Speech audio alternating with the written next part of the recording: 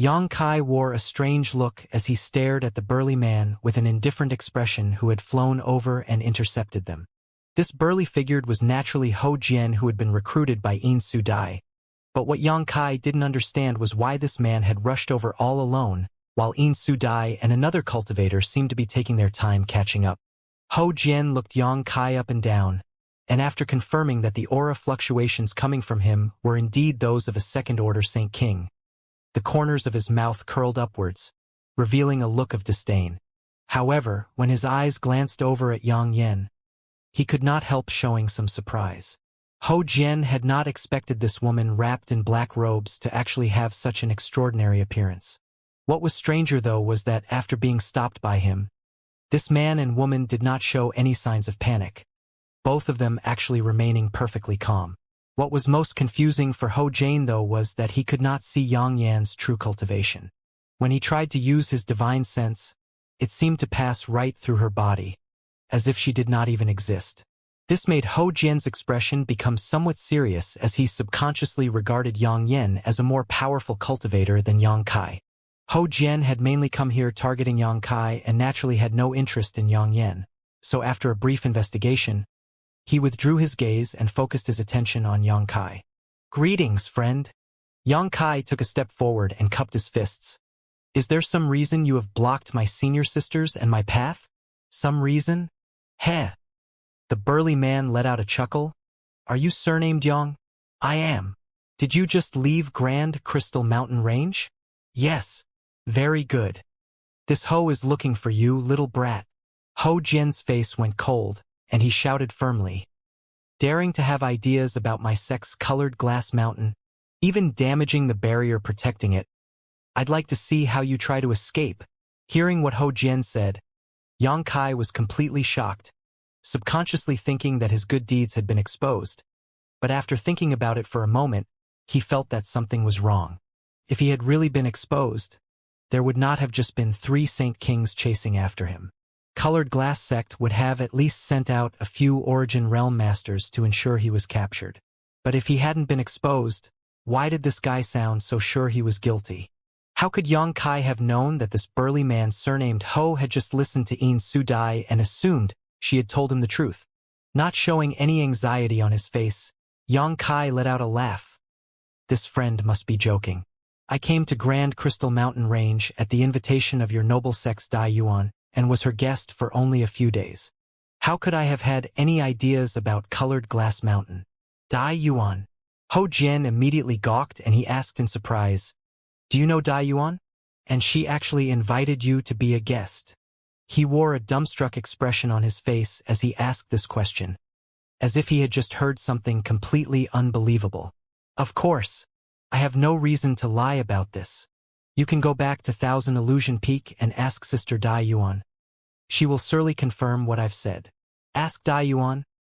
Hou Jian's face flashed a fearful expression for a moment, but he quickly waved his hand in the next moment and declared unreasonably, "Don't spout nonsense, brat. No matter what you say now, you will not be able to escape. This hoe has been entrusted to capture you, so that is what I will do. As for what you've done or whether you're guilty, that has nothing to do with me.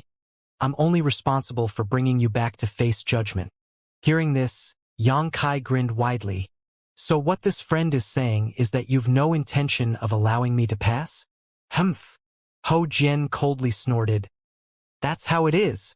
As soon as he spoke these words, Hou Jian condensed a dazzling light on his fist as a fierce aura burst from his body. Leaping up into the sky in the next moment, Hou Jian soared like an eagle before abruptly turning around and swooping down, his right hand taking on a cold, metallic appearance as he palmed towards Yang Kai's head. Suddenly, with Yang Kai as the center, everything within 100 meters seemed to freeze, and as this palm approached, it was like the entire sky was collapsing downward. The atmosphere became heavy, making it difficult to breathe or even stand. Yang Yan, who was standing behind Yang Kai, even let out a gasp as her tender body slightly trembled. However, a light burst from Yang Yan's body in the next instant and freed her of this suppression. At the same time, her figure quickly retreated 1,000 meters, escaping the range of Hou Jian's attack. Seeing this, Hou Jian was quite surprised. obviously not having expected Yang Yen to break free of his technique so easily. Although he did not know what that flash of light just now was, it was no doubt created by some kind of powerful artifact. Although the power of this artifact was clearly quite good, Hou Jian still didn't put it in his eyes, so after only a slight hesitation, he put more strength into his palm and continued to press it down towards Yang Kai while roaring fiercely, "Kneel down!" He wanted to suppress Yang Kai with a single blow so that Yin Su Dai, who was watching, could witness his strength. This was a rare performance opportunity, so how could Hou Jian miss it? When this palm was just 10 meters away from Yang Kai though, a sneer appeared on the latter's face as he stared straight back at this unreasonable man indifferently. As soon as Hou Jian acted, Yang Kai was able to see that he wanted to use his great physical strength and vigorous Saint Qi to end this battle decisively. If it had been any other second-order Saint King Realm cultivator facing such an attack, they would certainly be panicking right now, but how could Yang Kai even place this fool in his eyes? The pressure from Hou Jian's technique alone would be able to crush any ordinary cultivator. But against Yang Kai it had no effect at all. Waving his hand casually, Yang Kai easily disrupted the heavy pressure, causing it to rapidly distort and then shatter like fragile glass.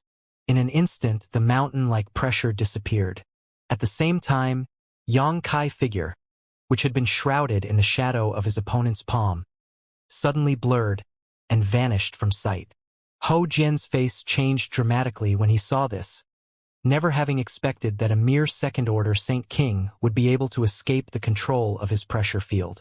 What's more, after breaking free of the pressure field, his opponent had actually disappeared, with Hou Jian unable to even detect a trace of his aura.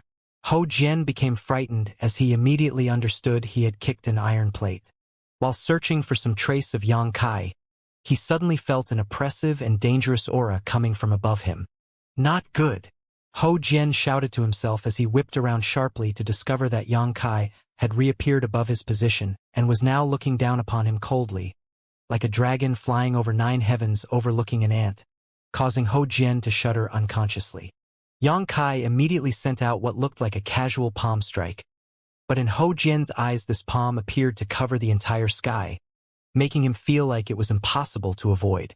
Hou Jian did not dare hold back, hurriedly condensing as much of his strength as he could in that moment and lifting both his hands up high, as if he was trying to hold up the heavens themselves.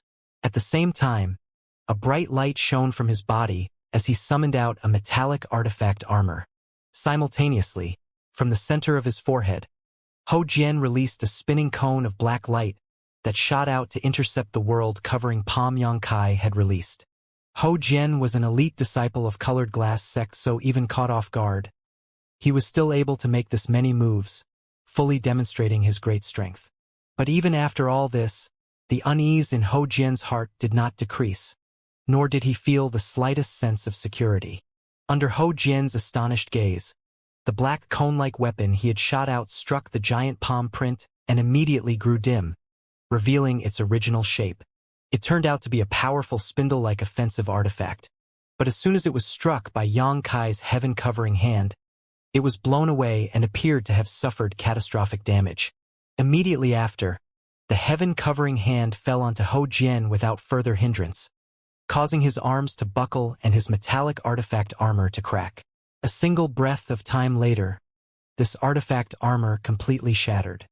Hou Jian grit his teeth hard and released a ferocious shout, pouring all the Saint Qi he could into his arms and punching out countless fist shadows to intercept the still approaching palm print. Yang Kai saw this and simply snorted coldly, pushing his Saint Qi harder as he increased the power of his heaven-covering hand by another 30%.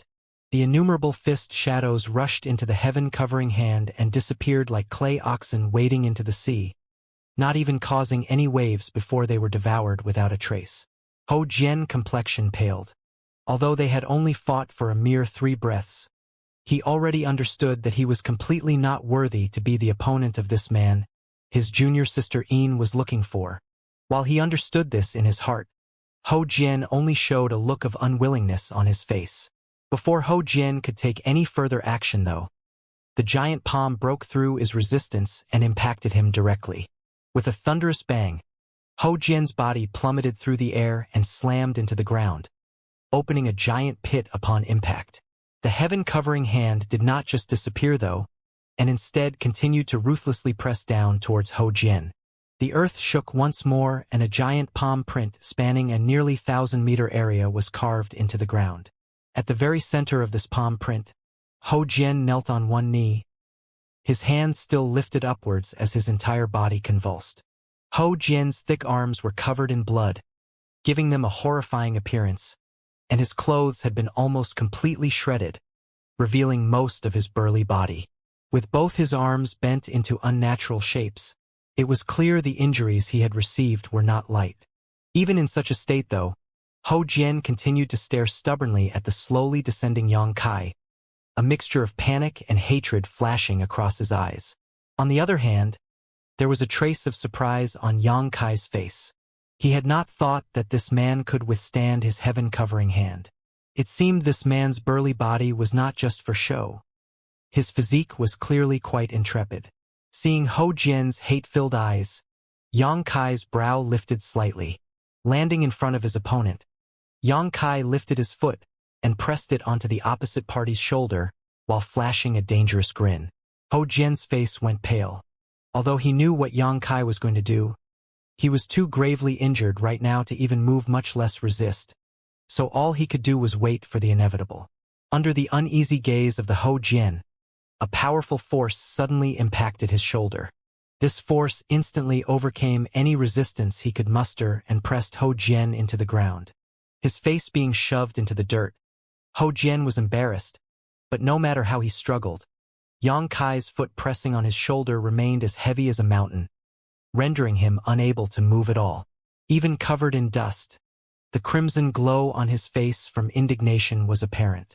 1,000 meters or so away, Yin Sudai and Luo Min, who had finally arrived, witnessed this unbelievable scene and could not help doubting their eyes. The two of them had followed behind Hou Jian at a leisurely pace, and although they seemed to be chatting casually, both had witnessed the entire conflict between Yang Kai and Hou Jian. Of course, this short exchange of blows could barely even be called a fight. Hou Jian had charged forward in an imposing manner, sent out a powerful strike, and shouted arrogantly for Yang Kai to kneel. Yin Sudai and Luo Min had clearly heard all this, but instead of Yang Kai being the one on the ground now, it was their companion who was having his face pressed into the dirt. Yin Sudai and Luo Min were naturally clear that among colored glass sect Saint Kings, Hou Jian's strength ranked among the top 10. But such an elite disciple had actually been defeated in a single blow by Yang Kai and was being suppressed to the point where he was unable to even fight back. How could Yin Sudai and Luo Min not be shocked?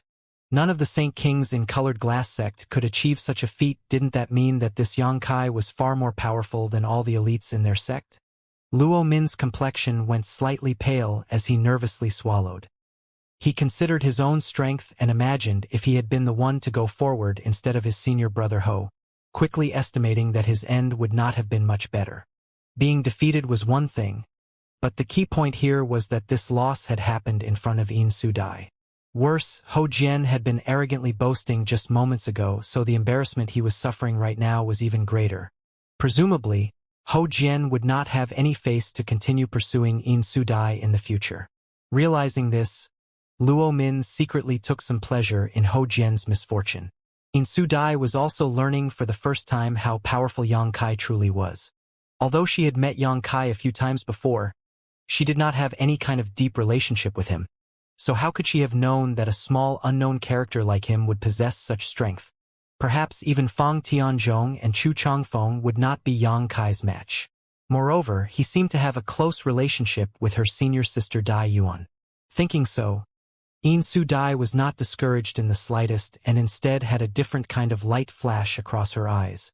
As she stared at Yang Kai, she covertly whispered to Luo Min, "Senior brother Luo, you see that woman in black robes over there?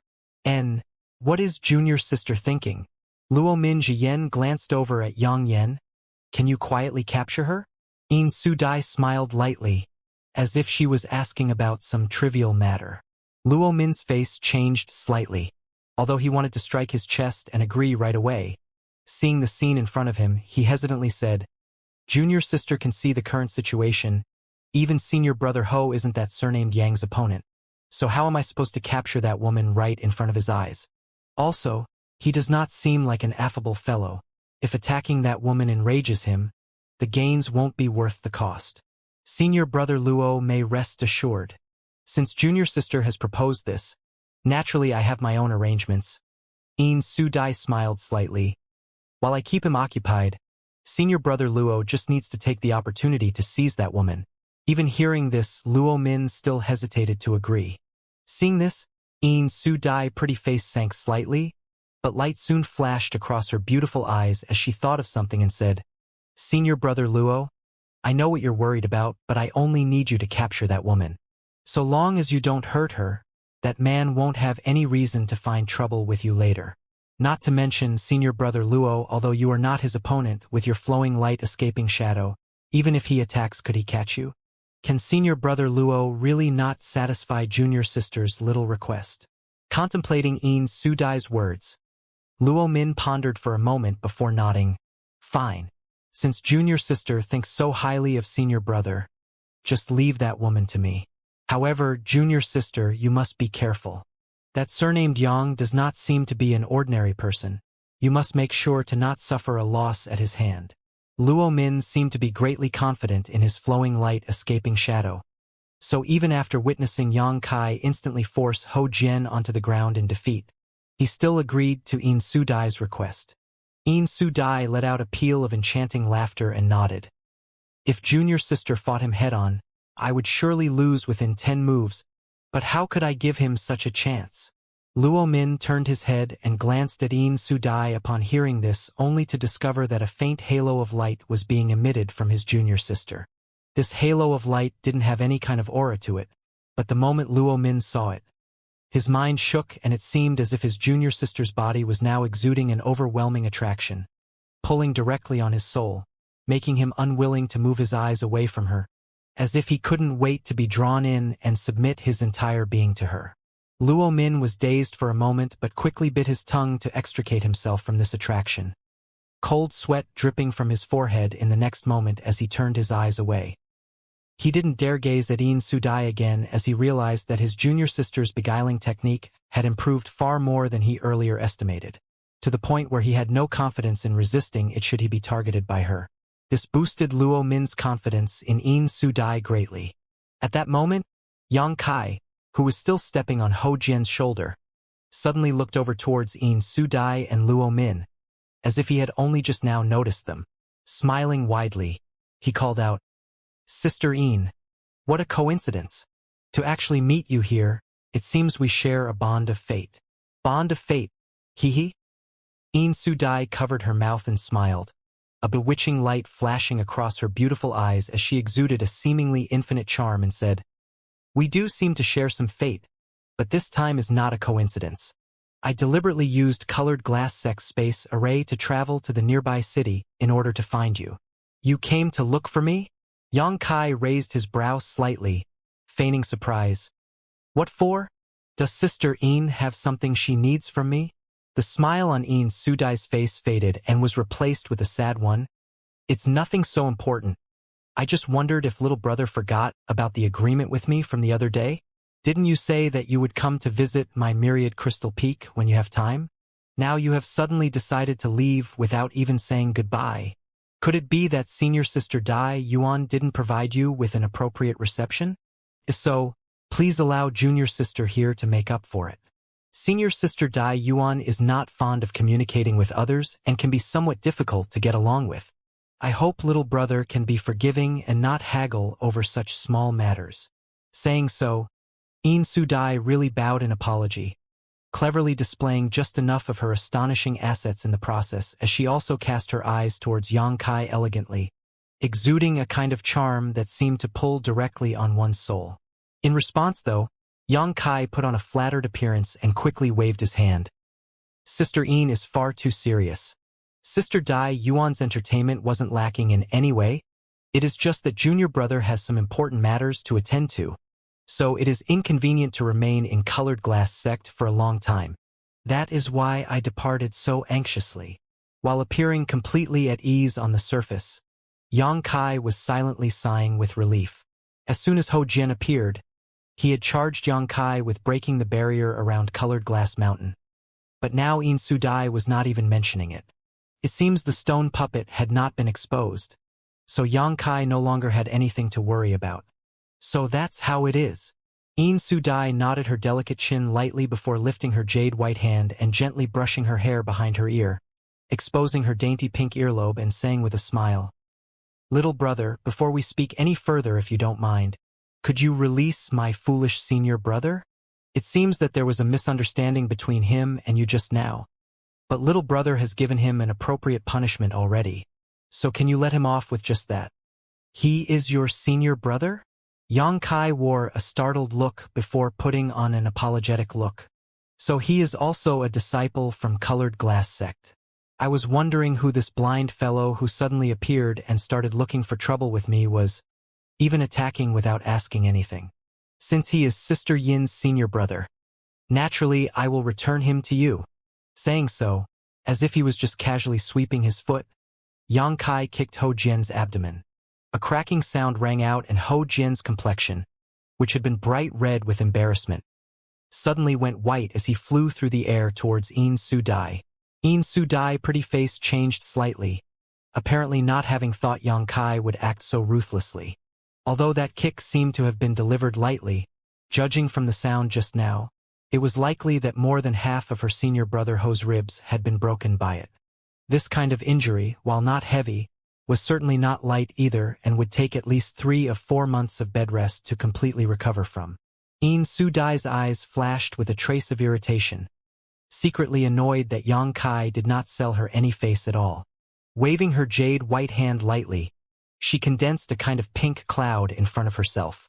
When Ho Jian's body hit this pink cloud, it was as if he had sunk into a ball of cotton and all the force from Yang Kai's blow was resolved, allowing him to land without suffering any further injuries. In Su Dai raised her hand once more, placing it on Ho Jian's shoulder and spinning him about.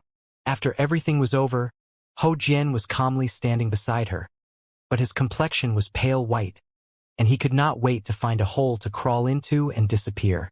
What made him most uncomfortable was that In Su Dai did not even spare him a glance, completely ignoring him after helping him land, leaving him to stand there awkwardly, unable to utter a single word.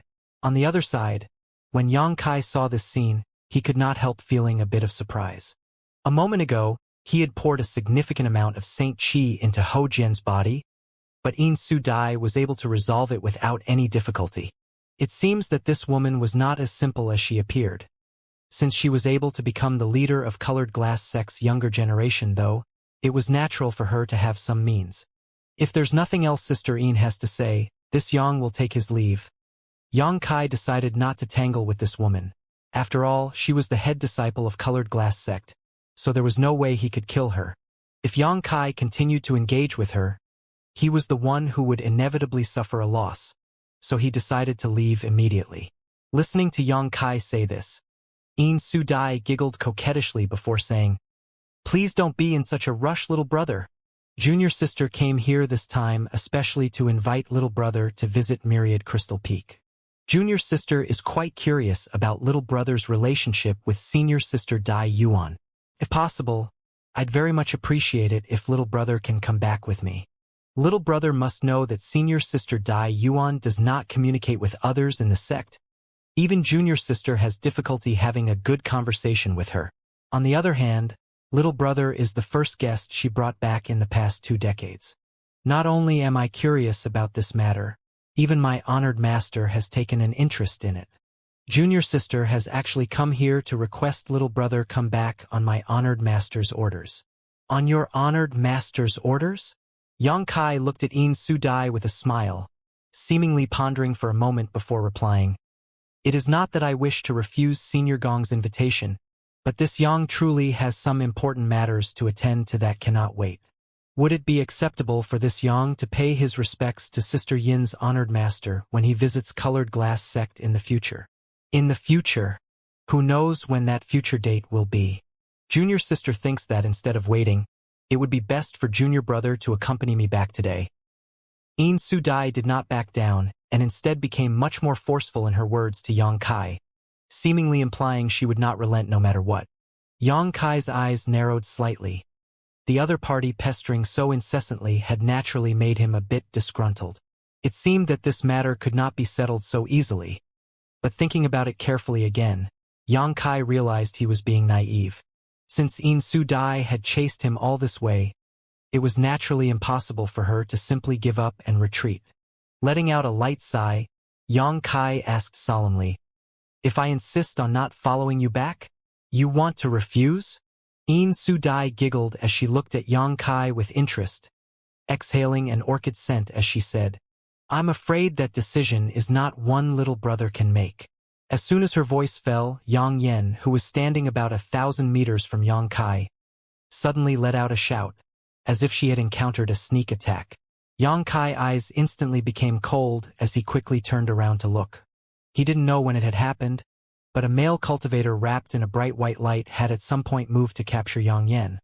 But he had clearly failed in his initial attempt and was instead repelled by one of Yang Yan's defensive artifacts. At this moment, this male cultivator stood in place with a deep frown on his face, his hand still stretching out in a grasping position, seemingly competing with a fiery red light being emitted from Yang Yan's body. Yang Kai's eyes narrowed as he immediately recognized that this male cultivator was the one that had been following In Su Dai.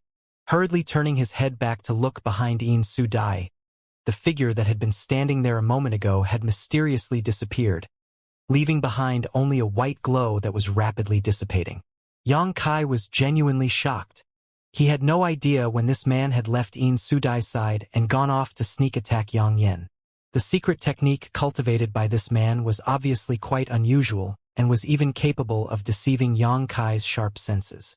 It was conceivable that if Yang Yen had not been wearing so many artifacts she had personally refined, this man's sneak attack would have succeeded. If Yang Yen had been captured, Yang Kai would have immediately fallen into an extremely passive situation, and even if he did not want to, he would have had to follow In Su Dai back to Colored Glass Sect. After realizing he had fallen for the other party's scheme, Yang Kai became furious. Ignoring Yang Yan's situation, his eyes flashed a sharp light as he glared coldly towards In Su Dai. The artifacts Yang Yan had on her were all outstanding, and although Yang Kai did not know the exact number she was wearing, he was confident that no third-order Saint King would be capable of even touching her. Even an ordinary origin returning realm cultivator may not be able to seize Yang Yan. That was how outstanding her self-protection ability was. The moment Luo Min attacked Yang Yen, In Su Dai also acted against Yang Kai. With the sweet, crisp, silver bell-like laughter, the pink cloud she had summoned once before appeared again, this time transforming into a large pink mist barrier that completely enveloped Yang Kai. In the next moment, In Su Dai exhaled a fragrant breath into this pink mist barrier. The pink mist barrier immediately tumbled, as if it had come alive, while the sounds of delightful music and tender laughter echoed throughout it. As soon as these voices came out, the originally pale Ho Jian, who was standing behind In Su Dai, immediately blushed red as his blood boiled and his eyes filled with burning fire as he stared into In Su Dai's beguiling technique obsessively. Seemingly feeling his fiery gaze, In Su Dai frowned, turned around, and smacked Ho Jian's head, causing his glazed-over eyes to once again restore their clarity. "Compose yourself. Disgraceful." In Su Dai snorted disapprovingly, causing Ho Jian's face to turn even redder. He had embarrassed himself twice today, so, in the future, he would not have the face to lift his head in front of In Su Dai. This beguiling technique had not been aimed at Ho Jian, so with his strength and cultivation, it shouldn't have been difficult to resist, but having been injured by Yang Kai, causing his Saint Chi flow to become unsteady and his mood to swing wildly, Ho Jian had actually failed to maintain a clear state of mind. Hearing In Su Dai's harsh rebuke just now, Ho Jian felt his heart sink, and his only thought now was to return to Colored Glass Sect and enter an extended retreat. There will be a place where senior brother Ho's strength is needed later, so focus on recovering for now. In Su Dai saw Ho Jian's embarrassed look and quickly offered some words. After hearing this, Ho Jian's eyes flashed, and a stern look returned to his face as he restrained his embarrassment. Nodding once, he sat down cross-legged and took out a few bottles of pill from his space ring, pouring them into his mouth and swallowing them before taking out 2 high-rank Saint crystals, holding them in his palms, and circulating his secret art. Seeing this, Su-dai showed a slight look of satisfaction on her face while continuing to manipulate the pink mist barrier in front of her, enhancing the power of her beguiling technique. Inside the pink mist barrier, Yang Kai stood still and observed his surroundings. The place he was standing had changed dramatically. Originally, it had been a vast wilderness, but now Yang Kai actually found himself standing inside a grand palace. In front of him right now was a huge pool filled with crystal clear water that carried strong scent of wine that seemed to penetrate directly into Yang Kai's nose. Beside the pool, there were more than 20 young girls in revealing dresses who were dancing playfully. Each of these young girls had a soft waist, graceful figure, overall outstanding appearance, but none of them were the same, all of them having their own particular charm. Some of them boldly sent Yang Kai's passionate gazes while others shyly avoided making eye contact. Some of them had chilly auras, making them appear like cold, inviolable goddesses. Others were bold and flirtatious, showing off the amazing fullness and elasticity of their twin peaks and milk-white bottoms as they twirled about enticingly. Still others wore shy, innocent looks that would elicit feelings of pity from even the coldest of men. A soft, melodious music filled the air which in conjunction with the dancing poses of these beautiful young girls gave people the illusion that they had arrived at the most glorious flower garden, involuntarily pulling on their hearts as they were drawn in by these alluring sights and sounds. It made one wish to immerse themselves in this paradise and never leave. Yang Kai, however, just stood on the spot and looked at everything around him indifferently, not showing even the slightest interest in the young dancing girls. After suffering such a big loss using her beguiling technique to deal with Yang Kai last time, Su-dai apparently had not learned her lesson and was attempting to use the same strategy again. It was hard to imagine what she was thinking. However, this beguiling technique did have some impressive features to it. If it was an ordinary Saint King Realm cultivator standing here, they would definitely have their mind thrown into chaos. But Yang Kai's soul and divine sense were astonishingly powerful, and this was not the first or second time he had dealt with beguiling techniques. He could even be called an experienced expert in this field. So looking around at this scene filled with flaws, how could his mind be shaken? Su-dai also seemed to realize that Yang Kai had not fallen into confusion, and after a while, she changed her tactics.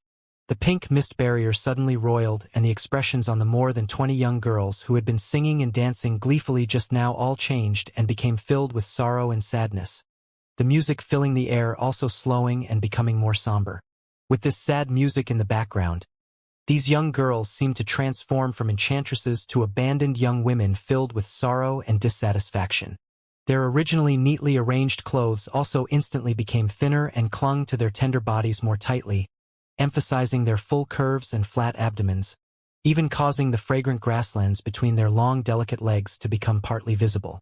If Yang Kai was willing, obtaining them would be as easy as lifting his hand. The temptation of this situation, compared to the previous happy revelry, immediately rose to a whole new level. Yang Kai frowned for a moment but soon grinned widely. He was planning on taking decisive action just now, but after thinking about it briefly, he actually withdrew his Saint Chi and folded his arms, assuming the position of an amused observer, preparing to appreciate Su-dai's beguiling technique as if it were some kind of show. After half a cup of tea's worth of time, the pink mist barrier transformed again, and Su-dai increased the power of her beguiling technique for a second time. When the fog settled, the previously grieving girls had become completely naked and were now entangled with one another like water snakes, exposing their beauty to the air in pairs or groups of 3 or 5. Each one of them was exhaling a rich orchid scent as they brushed against their partner's lips and bodies, wrapping them arms and legs around one another as they explored every inch of each other, leaving nothing to Yang Kai's imagination. Yang Kai's eyes bulged slightly as he watched with great interest. This was the first time he had witnessed such a scene, and although he knew it was all just an illusion, that did not diminish the impact it made. At the very least, Yang Kai had some reaction to it, his blood flow accelerating quite a lot. Not bad. Not bad at all. Yang Kai nodded lightly, seemingly quite satisfied. He did not have any intention to immediately break this beguiling technique and instead was actually enjoying it leisurely. After all, it wasn't a scene one could usually appreciate. A cold snort suddenly rang out as it seemed Yin Su-dai became somewhat angry out of shame. In the next instant, all the entangled young girls overflowing with erotic auras had their expression warp into ones filled with hatred. It was as if all of them had transformed into poisonous vipers who were glaring at Yang Kai maliciously, their beautiful eyes all exuding an icy light. When Yin Su-dai coldly snorted, the young dancing girls all directed undisguised hatred towards Yang Kai and charged him while, at the same time, the pink mist barrier welled up and engulfed him. Inside the concealing mists, these girls fluttered back and forth like butterflies, their bodies gradually blurring until they disappeared without a trace, while the melodious music also became dissonant, filled with murderous intent. This assault on Yang Kai's senses was specially aimed at shaking his heart and disturbing his mind. At the same time, the pink mist seemed to come alive and tried to silently penetrate Yang Kai's body through his pores, affecting his judgment and the circulate of his Saint Chi. Yin Su-dai realized that her attempts to confuse Yang Kai were futile and immediately changed to a more aggressive approach. She didn't expect to be able to defeat Yang Kai like this, and was only planning on delaying him long enough for her senior brother Luo to catch Yang Yen. Inside the pink mist, Yang Kai's expression became solemn as black flames burst from his body, covering him in a scorching hot aura. The pink mist that had been trying to invade his body was incinerated the moment it came in contact with these flames.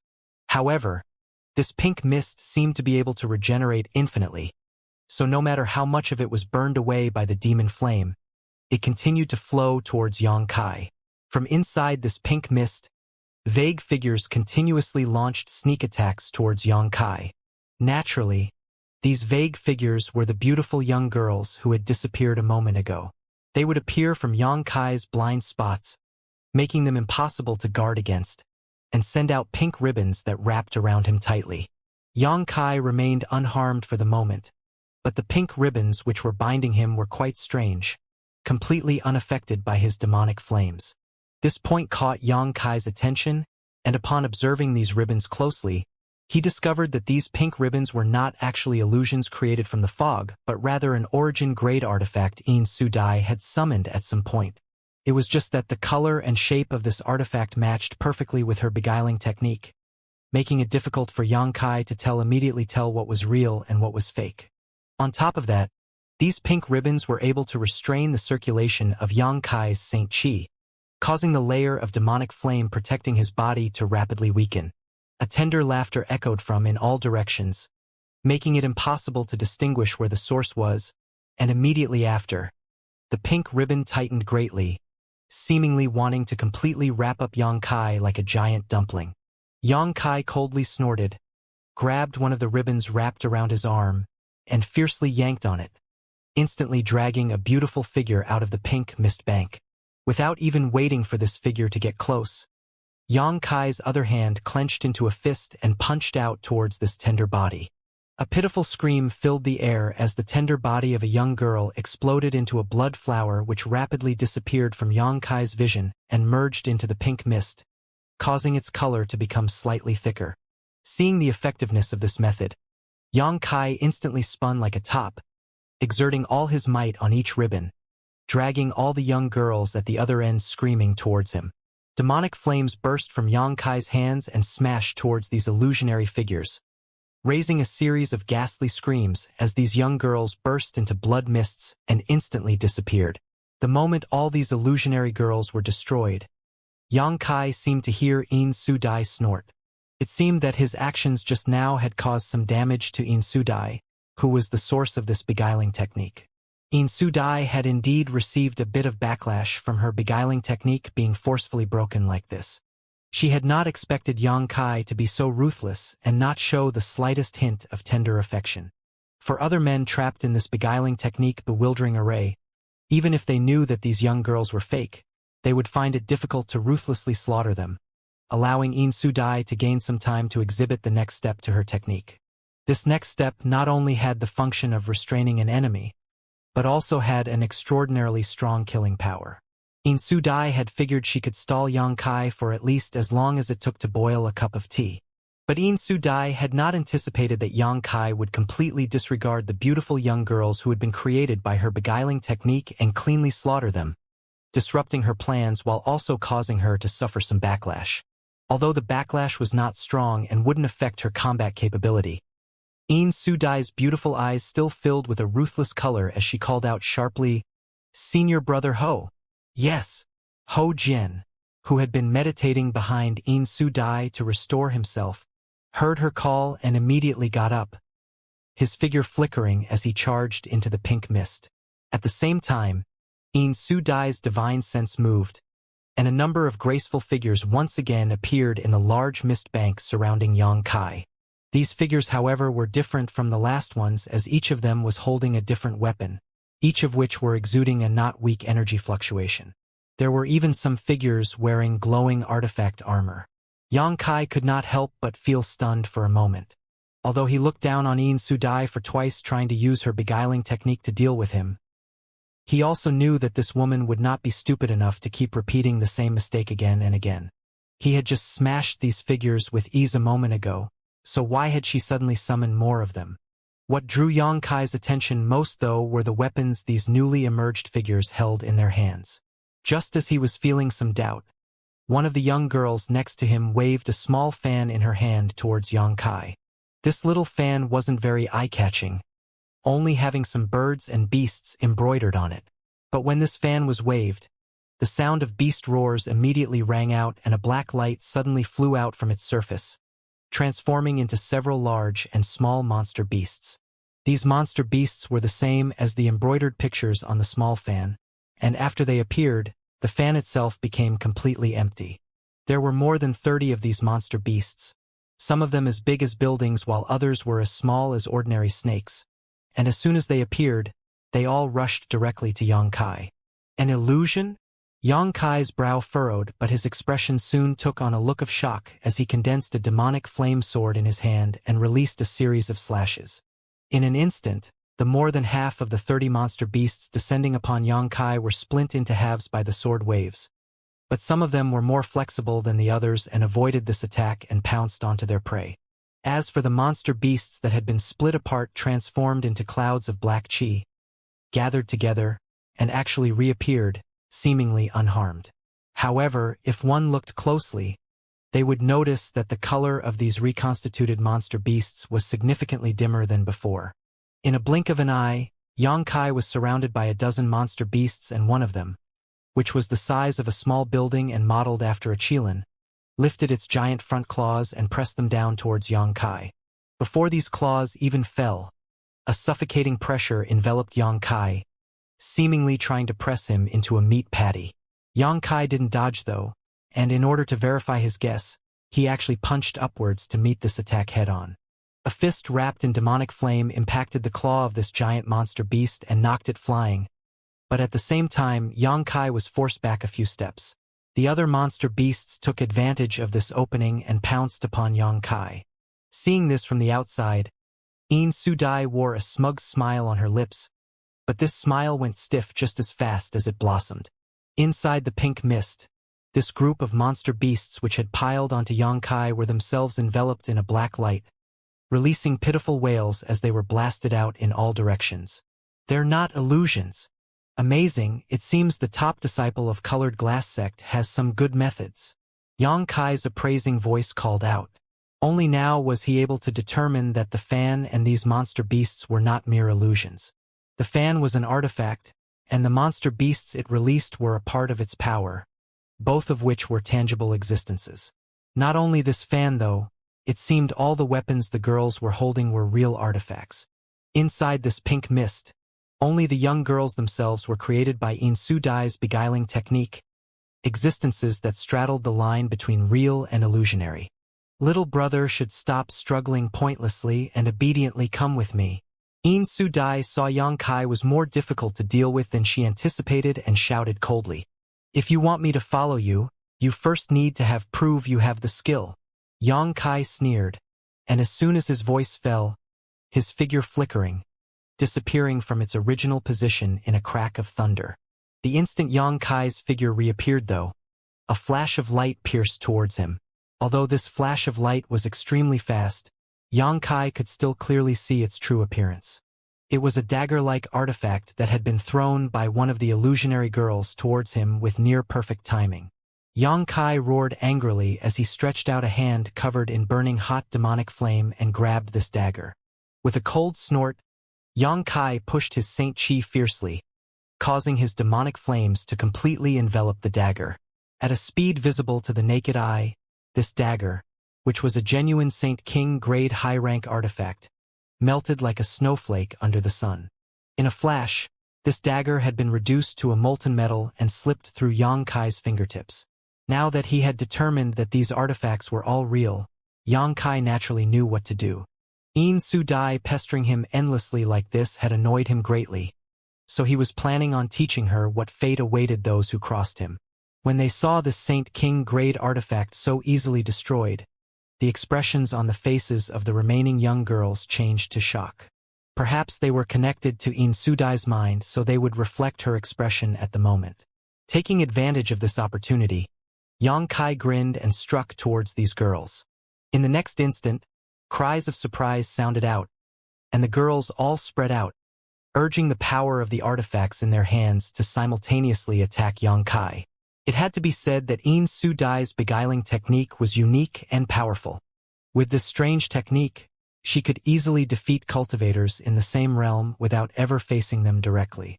Unfortunately, the one she was now trying to use this beguiling technique on was Xianxia. Firstly, Xianxia's soul was far stronger than average cultivators in the same realm, so he would not easily be manipulated, and secondly, Xianxia had cultivated the yin-yang joyous unification art, so he had a natural resistance to beguiling techniques. A burst of screams rang out as the girls inside the pink mist barrier were slaughtered by Xianxia. Xianxia wasn't actually targeting them directly as they were all simply illusions manifested by Yin Su Dai, so even if he did kill them it would achieve nothing. Instead, Xianxia was targeting the artifacts these illusionary girls were carrying. There were more than 20 Saint King grade high-rank artifacts in total. The fact that Yin Su Dai could collect this many high-rank artifacts and even use all of them at once was quite surprising because although it appeared that this illusionary girls were the ones manipulating them, Yin Su Dai would have first had to refine these artifacts before that was possible. Collecting and refining more than 20 artifacts must have taken Yin Su Dai a great deal of time and effort, so if they were all destroyed, she would undoubtedly be distressed. Sure enough, after seeing 5 or 6 of the precious Saint King grade artifacts she had painstakingly refined being melted into slag by Xianxia's demonic flame, Yin Su Dai's anger soared as she ground her teeth and screamed, "If you destroy any more of my artifacts, I'll make you pay." Hearing her frustrated scream, Xianxia's mood became more carefree as he spun around to face another of the young girls standing next to the wine pool. This illusionary girl was holding a long whip that let out a flash of lightning each time it was cracked. Among the more than 20 artifacts, it could be ranked in the top 3 in terms of power and value. The price of such an artifact was certainly not low, and if it were to be destroyed, Yin Su Dai's mood would surely worsen. Xianxia rushed towards this girl immediately, his figure flickering a few times before suddenly appearing in front of her. This illusionary girl's senses were connected with Yin Su Dai, so she immediately noticed Xianxia's attack and her pretty face was filled with panic. The long whip cracked as it struck towards Xianxia, releasing a blue flash of lightning. Xianxia coldly snorted and made a sweeping motion with his hand, releasing a wave of demonic flame that neutralized all the lightning, causing it to disappear without a trace. Xianxia then reached out his other hand and grasped towards the air ruthlessly. The series of whip shadows that had just been blotting out the sky instantly solidified as it was caught by Xianxia. The demonic flames on his palm burst forth and the long whip's glow quickly grew dim. At the rate it was losing its spirituality, it wouldn't be long before this whip was destroyed like the other artifacts before it. At that moment, a dreamlike whisper brushed Xianxia's ear. This whisper seemed to contain an infinite charm and it swiftly slipped into Xianxia's knowledge sea. Xianxia's Saint Chi circulation was instantly disrupted and the intensity of the demonic flames covering his hand rapidly weakened. Simultaneously, an extremely burly figure suddenly emerged from the wine pool. This figure was abnormally tall, with muscles as strong as forged iron, and two eyes like those of a fierce beast that were glaring hatefully towards Yang Kai. In this figure's hand was a kind of broken blade, one that was obviously cutting into its wielder's hand. Strangely, though, there was no blood dripping from the wound opened by this broken blade.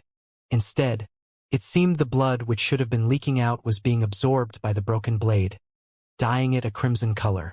A bloody smell thick enough to make others nauseous quickly filled the air.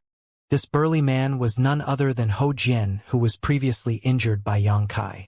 At some point he had obviously snuck into the pink fog barrier and hidden himself in the wine pond. With Yin Su Dai coordinating with Hou Jian, even Yang Kai wasn't able to notice him until he attacked. While Yang Kai's attention was attracted to the long whip artifact, Hou Jian saw an opportunity and immediately launched a sneak attack. The broken blade Hou Jian held released a crimson sword wave as he swung it ruthlessly towards Yang Kai's waist. At that moment, Hou Jian was releasing a thick murderous intent as a cold grin crept onto his face. Hou Jian had suffered a big loss at Yang Kai's hand and understood that this young man was extremely powerful, but since he dared to rush out at this time, Hou Jian was naturally completely confident in his ability to win. His source of confidence was the broken origin grade high-rank artifact he was wielding. It was an evil artifact that Hou Jian had picked up during one of his trips outside for life experience and was 20 or 30% more powerful than an average artifact. Normally, which his current cultivation, Hou Jian didn't dare to use this artifact. After all, if it were used too many times, the evil aura inside it would likely begin to affect his personality. But today he had been humiliated again, and all that was on Hou Jian's mind right now was saving face in front of Yin Su Dai. So how could he care about such trivial consequences now? As such, he had immediately summoned this artifact in order to kill Yang Kai. His timing was quite good. Yang Kai's concentration had just been disturbed by Yin Su Dai and also had his attention focused on trying to destroy the long whip artifact. So even if Yang Kai's strength was outstanding, he wouldn't be able to easily avoid this sneak attack. As long as he was hit by this sword wave, he would definitely die. Yang Kai was naturally able to notice the strangeness of this broken blade, and for the first time showed a dignified expression. Just as he was about to dodge, though, the girl who was standing in front of him manipulated the long whip in her hand to entangle Yang Kai. Before Yang Kai could escape, he was bound in place while at the same time, lightning flashed from the long whip as the power of this artifact was stimulated to the fullest. Bolts of lightning crackled and flooded Yang Kai's body. Facing this situation, Yang Kai's face grew cold and gloomy as he pushed his Saint Chi fiercely, releasing a surge of flames from his body that burned down the long whip. In an instant, the long whip was destroyed and broken into countless pieces that fell to the ground. But this momentary delay was enough for the blood-red sword wave to arrive in front of Yang Kai, making it impossible for him to evade. Facing this blood-red sword wave that was about to cut his body, Yang Kai calmly summoned his purple shield and injected his Saint Chi into it. A purple halo flashed from the shield as a series of runes lit up on its face. These runes rotated rapidly and soon leapt out from the shield, transforming into a giant illusionary shield that blocked the path of the approaching sword wave. With a loud bang, the blood-colored sword wave landed on the light shield, causing it to explode, but at the same time the blood-colored blade was repelled. Seeing this, Hou Jian's expression was dumbfounded, as if he hadn't anticipated Yang Kai would actually possess such an excellent defensive artifact, one that was even capable of resisting his killing blow. He had greatly underestimated Yang Kai's depths. When the purple shield was first refined, it was just an origin-grade low-rank artifact, but after being enhanced once by Yang Yan, it had been upgraded to the origin-grade mid-rank. Later, inside the flowing flame sand field, Yang Kai had used the purple shield to fight against the artifact spirit, resulting in its spirituality being greatly damaged. After bringing it back, Yang Kai had Yang Yan enhance it a second time, resulting in today's purple shield already being an origin-grade high-rank artifact. Its defensive capability was even more outstanding than before. Being an origin-grade high-rank artifact as well, the purple shield was naturally able to block the strike of Hou Jian's broken blade. If this hadn't been the case, Yang Kai wouldn't have summoned it out with such confidence. After blocking the bloody blade, Yang Kai took back his purple shield and stared straight at Hou Jian with a stern look, a sneer soon creeping onto his face. How could Xianxia have missed the strong murderous intent the other party had released during that strike just now? This man had already decided to kill him. If they just wanted to bring him back to Colored Glass Sect, Xianxia wouldn't have taken things too far. But now, waving his hand, a scroll-like object appeared in front of Xianxia, who wore a fierce grin. In an instant, the illusionary shadows of several mountains rushed out from this scroll. When these shadows rushed out, they immediately expanded to the point where they covered the sky before pounding down towards Hou Jian with incredible force. Hou Jian's face changed drastically, and he could no longer care about anything else, hurriedly pouring all his strength into the broken blade, allowing it to wantonly consume his blood as he lifted it up high and slashed out. A blood-red sword wave impacted the bottom of the approaching Phantom Mountain and split it in half, causing the broken pieces to fall away from Hou Jian. The earth trembled on this series of impacts as several giant pits were created. However, Xianxia had used dozens of phantom peaks this time, each successive one bigger than the last, so how could Hou Jian defend against all of them? Hou Jian only managed to defend himself for 3 breaths before his strength was completely consumed, and he powerlessly watched the approaching mountain peak press down on him. Hou Jian's face became ashen as his gaze became hollow. He was certain that he would die in the next moment. Instantly, he regretted following Yin Sudai out here. At that moment, though, the pink mist in the surrounding, as well as the grand palace and wine pool, all suddenly twisted and disappeared. The figure of Yin Sudai appeared in front of the Hou Jian like a ghost, her usual charming expression replaced with Solomon as she lifted up a white bead that released a soft light into the surrounding. When he was hit by the light from this bead, Xianxia suddenly felt his murderous intent decrease and his mood become tranquil. Even his desire to ruthlessly kill Hou Jian faltered. However, in an instant, Xianxia dispelled this hesitation as he stared at Yin Sudai coldly. He knew that the reason why his will had suddenly weakened was related to the strange bead in her hand. Yin Sudai, on the other hand, stared at the bead in her hand for a moment, seemingly looking for something, but she soon wore a happy smile as she called out to Xianxia tenderly, "Do you really want to do this? You won't regret it." When she spoke these words, she stood in front of Hou Jian, completely disregarding the illusionary mountain peaks above her, seemingly unafraid of death. After Yin Sudai asked this, she showed no further signs of resistance, her tender body seemingly delicately blowing in the wind. But the look on Xianxia's face changed greatly as he stared at her, immediately waving his hand and retrieving the phantom mountain peaks that had been smashing down towards her. Even the 100 Mountains picture was tightly grasped in his hand. He gazed incredulously in the direction of Yin Sudai, his eyes filled with tenderness as his lips trembled a few times before finally whispering, "Su Yan." At this moment, the one standing in front of Hou Jian was no longer Yin Sudai, but rather the woman that Xianxia longed for deep in his heart, the beauty who appeared in his dreams every night and had enchanted his heart and soul. His expression immediately solidified as infinite longing filled his mind and tenderness that could melt even the coldest ice flashed across his eyes. The opposite Su Yan also looked at him with the same kind of infinite tenderness, but imperceptibly, the corner of her mouth twitched slightly, as if she had just heard a stranger's name, changing her appearance ever so slightly. Just when she thought that Xianxia had been thoroughly confused by herself, his expression suddenly became ice-cold and all the tenderness in his eyes disappeared, replaced with a thick disgust and anger. Seeing Xianxia's look change, Yin Sudai realized that the situation had taken a turn for the worse, immediately reached out to grab the pale and bloody Hou Jian in an attempt to escape. But before she could even move a step, Xianxia's low voice suddenly sounded, "Blossoming Lotus." Yin Sudai's tender body, which was still facing Xianxia, suddenly stiffened as she saw the vague vision of a lotus bud appear in his eyes.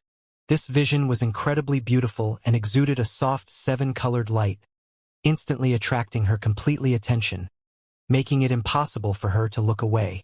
In the next instant, this lotus vision suddenly disappeared from Xianxia's eyes and strangely appeared in Yin Sudai's knowledge sea. Soul skill.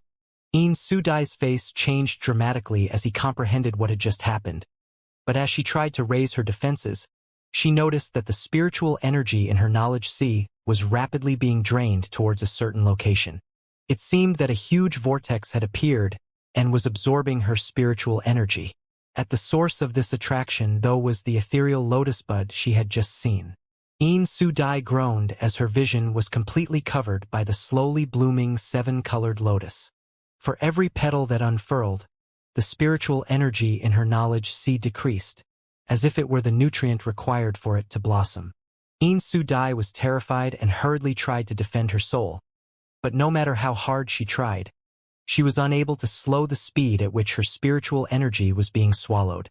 In the blink of an eye, the greater part of her knowledge sea had dried up, but the lotus blood had only slightly blossomed. If blossoming only a tiny bit had consumed so much of her spiritual energy, would her knowledge sea be completely drained once it fully bloomed? At that point, even if she did not die, her soul would surely suffer a grievous wound, something that couldn't easily be healed. At this point, Yin Su Dai's face suddenly paled. She had not expected that Yang Kai would really dare to kill her, and for a time, her beautiful eyes flashed a deep regret and pleading, becoming incredibly pitiful. Yin Su Dai fell to the ground, her tender body covered with dust, no longer exuding any of her previous charm. At this moment, her face was pale white and she behaved as if there was a vice gripping her head, causing labored gasps to escape her lips and large drops of sweat to drip from her body, soaking her clothes in the blink of an eye. She could not even beg for mercy. The pain she felt from having her soul drained out was harder to bear than any pain she had suffered before. But all Yin Su Dai could do was grit her teeth and stubbornly defend the last vestiges of her knowledge sea. Even so, she knew that once the seven-colored lotus fully bloomed, she would meet her end. Sha-sha. The sound of footsteps leisurely approaching reached Yin Su Dai's ear. Barely managing to turn her head in the direction of the sound, she saw Yang Kai's gloomy staring down at her coldly, no trace of emotion in his eyes at all. Yin Su Dai opened her mouth and tried to say something but failed to vocalize any words. Yang Kai then snapped his fingers. The seven-colored lotus blooming slowly in Yin Su Dai's mind suddenly stopped opening and soon disappeared into a scattering of light. Seeing this, Yin Su Dai's expression relaxed as she quickly examined the situation in her knowledge sea. A brief glance was all it took, though, to fill her with terror again. Her knowledge sea was almost completely dried up. If Yang Kai had not stopped his secret technique just now, the consequences would have been dreadful. Even so, if Yin Su Dai wanted to completely recover, it would cost her a significant amount of time and resources. From beginning to end, Yang Kai had only used his blossoming lotus for 3 breaths. During these 3 breaths, the burly man who had originally been protected by Yin Su Dai was unable to understand what had happened, only further realizing that this time the 3 of them had really kicked an iron plate. Seeing Yang Kai not paying any attention to him, Hou Jian glanced over at the extremely disheveled Yin Su Dai and steeled his heart, condensing his Saint Qi as he prepared to flee. He did not have the ability to care about Yin Su Dai, but the moment his body moved, a figure flashed in front of him, and an indifferent Yang Kai blocked his path. Hou Jian's mouth went dry as he stared at the figure in front of him. His eyes overflowed with horror, not daring to move. Yang Kai simply pointed his finger at Hou Jian and sent out a blast of demonic flame that punched a hole directly through his left chest. The burly man couldn't even muster the will to resist, stumbling backwards a few steps while covering the hole where heart once was. A look of utter disbelief flashed across his face before his eyes grew dim and he collapsed to the ground, the black demonic flames wrapping up his body and quickly burning his corpse to ash. After finishing this, Yang Kai figure blurred and returned to Yin Su Dai. Yin Su Dai was still gripping her head with both her hands and panting heavily. It seemed that the blossoming lotus Yang Kai used on her had caused her such a heavy injury she was unable to even move. Beside her, a delicate white bead had fallen to the ground. Yang Kai glanced over at this bead, reached out, and pulled it into his hand. Although he didn't know what this bead was, he was certain that Yin Su Dai had used it just now to probe his mind, allowing her to use her beguiling technique to make it appear like Su Yan was standing in front of him. After hesitating for a moment, Yang Kai tightened his grip and condensed a rich demonic flame to melt this bead down. completely destroying it. Regardless of what this bead was, or how precious it might be, Xianxia was not willing to let it remain. After incinerating this bead, Xianxia stared coldly at Yin Su-dai and said indifferently, "Did you think I wouldn't dare to kill?" Fright flashed across Yin Su-dai's eyes, and she did not dare to respond. The scene just now of Xianxia killing Hou Jian was seen clearly by her. She realized that what she had done just now had touched her opponent's psychological bottom line. Otherwise Xianxia would not have acted so ruthless. Given his strength, the first time Hou Jian attacked him, Xianxia could have killed him if he wished. The woman named Su Yan must be especially important to him. Otherwise, how could things have become so serious so quickly? Realizing all of this, Yin Su-dai felt a deep sense of regret. If she had known Xianxia's strength was this tyrannical, how could she have run out here to embarrass herself? "Do you think I won't dare kill you?" Xianxia asked again. "You can't kill me?" Yin Su-dai said haltingly. "My senior brother should have succeeded by now. You need to consider the safety of your companion." Succeeded? Xianxia's mouth curled into a sneer as he waved his hand, releasing an extremely slender ray of light just like a golden silk thread that shot off towards the distance. A moment later, the panic-stricken shout of a male cultivator rang out and a flash of light appeared mid-air, revealing Luo Min's figure. After Yin Su-dai inexplicably collapsed and Hou Jian had been killed, it seemed Luo Min realized the situation was beyond saving and immediately used his flowing light-escaping shadow secret technique to escape. But before he could get far, a strange golden thread chased after and swiftly broke his technique. No matter how he tried, Luo Min could not escape from the pursuit of this gold thread and in the blink of an eye, was captured by it. This golden thread was naturally the golden blood thread Xianxia had been cultivating for the past year or so, an existence similar to an artifact. Xianxia's golden blood thread was derived from Demon Blood Temple's Demon Blood Thread secret technique. Xianxia had been wanting to test the power of his golden blood thread, so he had quickly displayed it here. Now seeing how the golden blood thread had easily captured Luo Min and rendered him unable to escape, Xianxia felt that all his effort was worth it. Waving his hand once more, the golden blood thread that bound Luo Min dragged him back over to Xianxia. Yin Su-dai's expression became extremely gloomy upon seeing this. Just now, she had engaged in a battle with Xianxia even though she knew she would lose because she was confident that her senior brother Luo would be successful, so she hadn't paid any attention to the situation with Yang Yan, only instinctively thinking the latter had been captured. But looking at it now, Yin Su-dai immediately realized her thinking had been too naive. When Luo Min was captured, Yang Yan in her black robe also walked over. Looking at her appearance, besides being a bit frightened, she was completely unscathed. Even her black robe did not have any wrinkles. It was a mystery how she had resisted Luo Min for so long without suffering the slightest loss. Succeeded, was it? Have you woken up yet? Xianxia sneered. Yin Su-dai's face went from blue to red, wishing she could find a hole to crawl into and hide. At the same time, she glared coldly at Luo Min, secretly blaming him for being useless. Luo Min was also full of bitterness. He had not expected Yang Yan to have so many artifacts on her, each of which possessed great power. While he was attempting to capture her, the other party had not fought back at all and just passively defended herself. But no matter how he attacked, he was unable to break through Yang Yan's defenses. So now, after being captured by Xianxia, he really did not have the face to look at Yin Su-dai. Seeing Yin Su-dai fall silent, Xianxia coldly snorted and launched a palm strike towards Luo Min, pounding him into the ground and breaking many of his bones.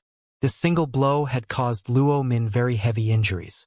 But even in this condition, Luo Min was feeling quite lucky, because it seemed Xianxia did not intend to kill him. Acting together with her two senior brothers, Yin Su-dai had thought it would be easy to bring Xianxia back to Colored Glass Sect. But the result was actually one of them dying here while the other two had suffered grievous wounds. Seeing Xianxia still staring down at her coldly, Yin Su-dai suddenly realized that she had made a big mistake. Even if I fought against the entire world, she would willingly stand behind me, never barring my path or asking if I will regret. Xianxia suddenly said some inexplicable words to Yin Su-dai, the corners of his mouth rising into a sneer as he snorted, A cheap woman like you actually daring to transform into her likeness. You really court death." As soon as these words fell, a jet-black ray shot into Yin Su-Dai's tender body from Yang Kai's hand. Yin Su-Dai's beautiful face lost all color as she felt the hand of death reach out for her, two tears involuntarily falling from the corners of her eyes. These black demonic flames had just now easily burned her senior brother Ho's body to ashes, and now they had actually been shot into her body. How was she supposed to survive? What surprised Yin Su-Dai, though, was that these demonic flames weren't hot like she imagined, but extremely cold. As soon as they entered her body, she shivered involuntarily and the Saint Chi in her body began to freeze, a layer of frost soon appearing on her pale skin. "I won't kill you this time, but if you dare act against me again, I'll give you a fate worse than death." Yang Kai coldly snorted before waving his hand and retrieving the golden thread which had bound Luo Min. Under the complex gaze of Yin Su-Dai, Yang Kai turned around and led Yang Yen away. Only after the figures of Yang Kai and Yang Yen had disappeared for a long time did Yin Su-Dai and Luo Min dare to move.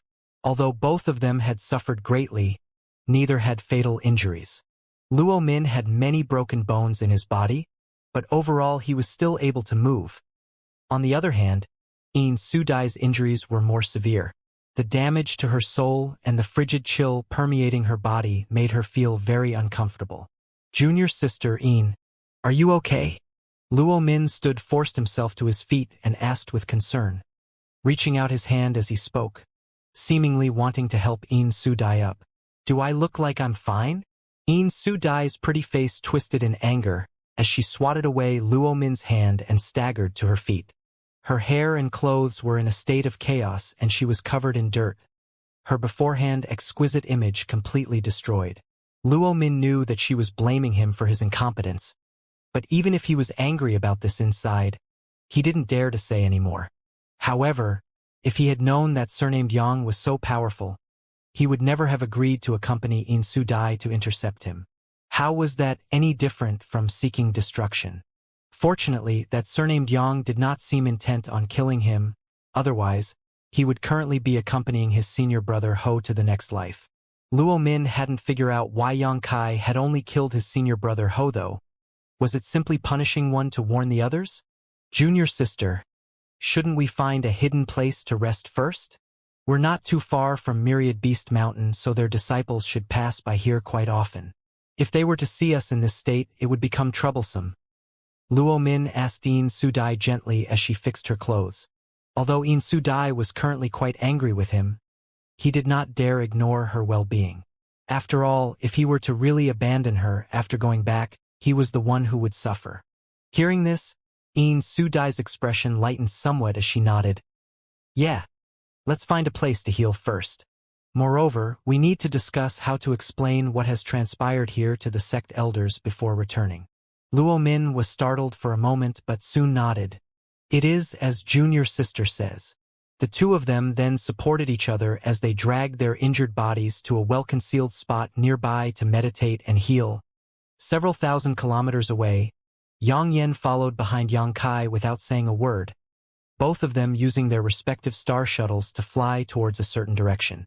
As she stared at Yang Kai's back, Yang Yen didn't know why, but she felt as if it was revealing a desolate and lonely air. Since separating from Yin Su-Dai and her group, Yang Yen had noticed a change in Yang Kai's mood. He now seemed to be in quite low spirits and his mind was obviously elsewhere. Yang Yen didn't step forward to disturb him though, instead just following behind him quietly. She knew that Yang Kai becoming like this was somehow related to the last secret technique Yin Su-Dai had displayed and the woman whose name he had called out. After a whole day and night, Yang Kai, who had been rushing ahead, suddenly came to a stop and landed on a nearby hill. At this moment, the lonely aura coming from his back suddenly disappeared.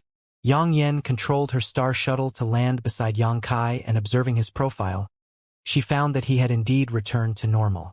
Secretly breathing a sigh of relief, she shifted her eyes slightly and asked, "Who's Su Yen? Why do you ask?" Yang Kai turned his head to her and asked back. "Just curious," Yang Yen smiled, immediately understanding that Yang Kai was reluctant to say more. But even if she didn't ask this question or get any kind of response, she could still guess that this Su Yan must be the most important woman in Yang Kai's life. While Yang Yan did not ask anything more, Yang Kai actually wore a smile and began talking. She is my real senior sister, different from the fake senior sister you are. Then you're... Yang Yan's smile faded, as if she had just learned something serious, a curious look appearing on her face. And Yang Kai nodded calmly, but I don't know where in the star field she is now. She's not on Shadowed Star? Yang Yan was startled. No, arriving here was a complete accident for me. As for her, she entered the star field earlier than me, but I don't know where she went. Is that so? Are you worried about her? Yang Yan asked softly. I am worried. Therefore I want to find her as soon as possible, but I don't even know when I'll be able to leave Shadowed Star. Yang Kai sighed sadly. For now, all I can do is cultivate as quickly as possible. When I grow strong enough, I'll have a chance to leave Shadowed Star and enter the outside world to search for her. Yang Yan's eyes turned, as if she wanted to say something, but after thinking carefully, she swallowed the words back down and waved her hand. Let's not discuss this anymore. You seem quite sad when you do. And I was meaning to ask actually, why didn't you kill those two just now? Could it be you couldn't bring yourself to kill her because she was a woman? Yang Kai slowly shook his head. If I could, I would naturally have killed them. But In Su Dai's status in Colored Glass Sect makes things difficult. If I was to really kill her, Colored Glass Sect would definitely not let me off. More importantly, before pursuing us, those three definitely informed others about their intentions. Without such worries, I wouldn't have minded silencing them all. If that's the case, you shouldn't have killed any of them then. Yang Yan frowned secretly. She had witnessed all of Yang Kai's battles with Ho Jian and In Su Dai and felt that there were only two appropriate choices. Either kill none of them or kill all of them. Killing just one person obviously didn't have any benefit. Yang Kai smiled. I killed him because he wanted to kill me, nothing more. As for Colored Glass Sect's reaction, Yang Kai didn't care too much. At worst he would become enemies with them. After all, one of their disciples died at his hand. However, Ho Jian's status was obviously not as high as In Su Dai's, so even if this incident created some trouble for Yang Kai, it would not be on the level of all Colored Glass Sect's elders would be after his head. If Colored Glass Sect really wanted to seek revenge, they would only send a small number of people after him. With the current defensive strength of Dragon Cave Mountain, Yang Kai didn't fear a small raid. In any case, he already had a grudge with the Xia family, so adding one or two more enemies wouldn't change his situation much. Besides, which great sect didn't have a number of disciples encounter accidents or even die each year? If these sects always sought trouble with others because their disciples died, they would not be able to develop themselves. As such, Yang Kai didn't worry about killing Ho Jian much. During this battle, Yang Kai not only got to test out his golden blood threads, but also the power of the soul skill derived from his 7-colored soul-warming lotus. The blossoming lotus was a soul skill Yang Kai comprehended after the 7-colored soul-warming lotus evolved. The first time he used it, Yang Kai was able to instantly incapacitate In Su Dai. However, although the power of this blossoming lotus technique was extremely powerful, the load it placed on him was also great and the amount of spiritual energy it consumed was also significant. Yang Kai thought about the pros and cons for a moment and decided that this soul skill should be reserved for critical situations. Currently, Yang Kai had his Space Blade, Blossoming Lotus, Golden Blood Thread, Demon Eye of Annihilation, and Hot and Cold Demonic Flame along with the 100 Mountains Picture, Purple Shield, Origin King Great Artifact, Refining Furnace, and Artifact Spirit. So even if he was just a second-order Saint King, he was confident he could compete with an ordinary Origin Returning Realm Master. As for whether he would be able to win such a battle, that would mainly depend on his opponent's cultivation. There was also Lung Qing of Star Emperor Mountain and Lu Yi of Flowing Cloud Valley that Yang Kai wasn't certain he could kill in a head-on confrontation, especially the former who gave him quite a strong feeling of danger. Naturally, this kind of matter was just a feeling as the two hadn't actually fought yet. After sifting through some of these thoughts, Yang Kai suddenly asked, "Where are we now?" "You're only asking that now?" Yang Yan snorted. "Why didn't you think about that yesterday when you were rushing around all depressed?" A trace of embarrassment appeared on Yang Kai's face. after being affected by Insudai's mysterious technique yesterday. Although there was nothing physically or mentally wrong with him, it had still sunk him into a kind of dazed, nostalgic state, and it was only after a day of adjustment that his mood had recovered. Yang Yen saw this and simply laughed lightly. Fortunately, we didn't deviate too much from our original route. We probably added 3 or 4 hours to our journey at most. That's good. Yang Kai gently nodded. For this trip, he and Yang Yen had not only wanted to visit the colored glass sect, but also take care of another matter. If this wasn't the case, it wouldn't have been necessary for Yang Yen to come along in the first place. But before that, should you release Xiao Xiao and see how much thousand illusion-colored glass he swallowed? Yang Yen suddenly proposed excitedly. Although Yang Kai summoned the stone puppet back the night before, for the sake of safety, neither of them dared to check the results of their heist. Now that they finally had the time and opportunity, Yang Yen naturally couldn't wait to see how much thousand illusion-colored glass they'd obtained. Seeing this, Yang Kai nodded slightly before releasing his divine sense and investigating their surroundings. After confirming that there was no one within a few dozen-kilometer radius, he summoned out the stone puppet with a wave of his hand. In the sky above a huge mountain valley that seemed to span several 100,000 kilometers, Yang Kai and Yang Yen stood observing the thick, rolling clouds down below and frowned as they felt the abnormal chill in the air. Even without delving into it, Yang Kai could tell that this chill would not be easy to resist, and from time to time he could hear something similar to howling or shrieking that was not just the wind. It was enough to make normal people shudder. Are you sure this is the place? Yang Kai watched for a while before turning his head to look at Yang Yen. Although I don't know the specific location, if these two map fragments are pieced together, the path they create definitely leads to this place. Yang Yen looked at the two map fragments she was holding before examining the surroundings and nodding once more. This will be a bit troublesome then, Yang Kai frowned. The reason why he had brought Yang Yen out on this trip was precisely because of these two map fragments, one of which was originally owned by Yang Yen. How she obtained it, Yang Kai never asked. As for the other fragment, it had once appeared in the Treasure Trove Pavilion auction in Heavenly Fate City, and was later obtained by Yang Kai after he killed an Imperial City sect disciple called Meng Hongliang in the Flowing Flame Sand Field. When these two map fragments were pieced together, although it was still impossible to obtain any precise coordinates, one could still make out some vague clues.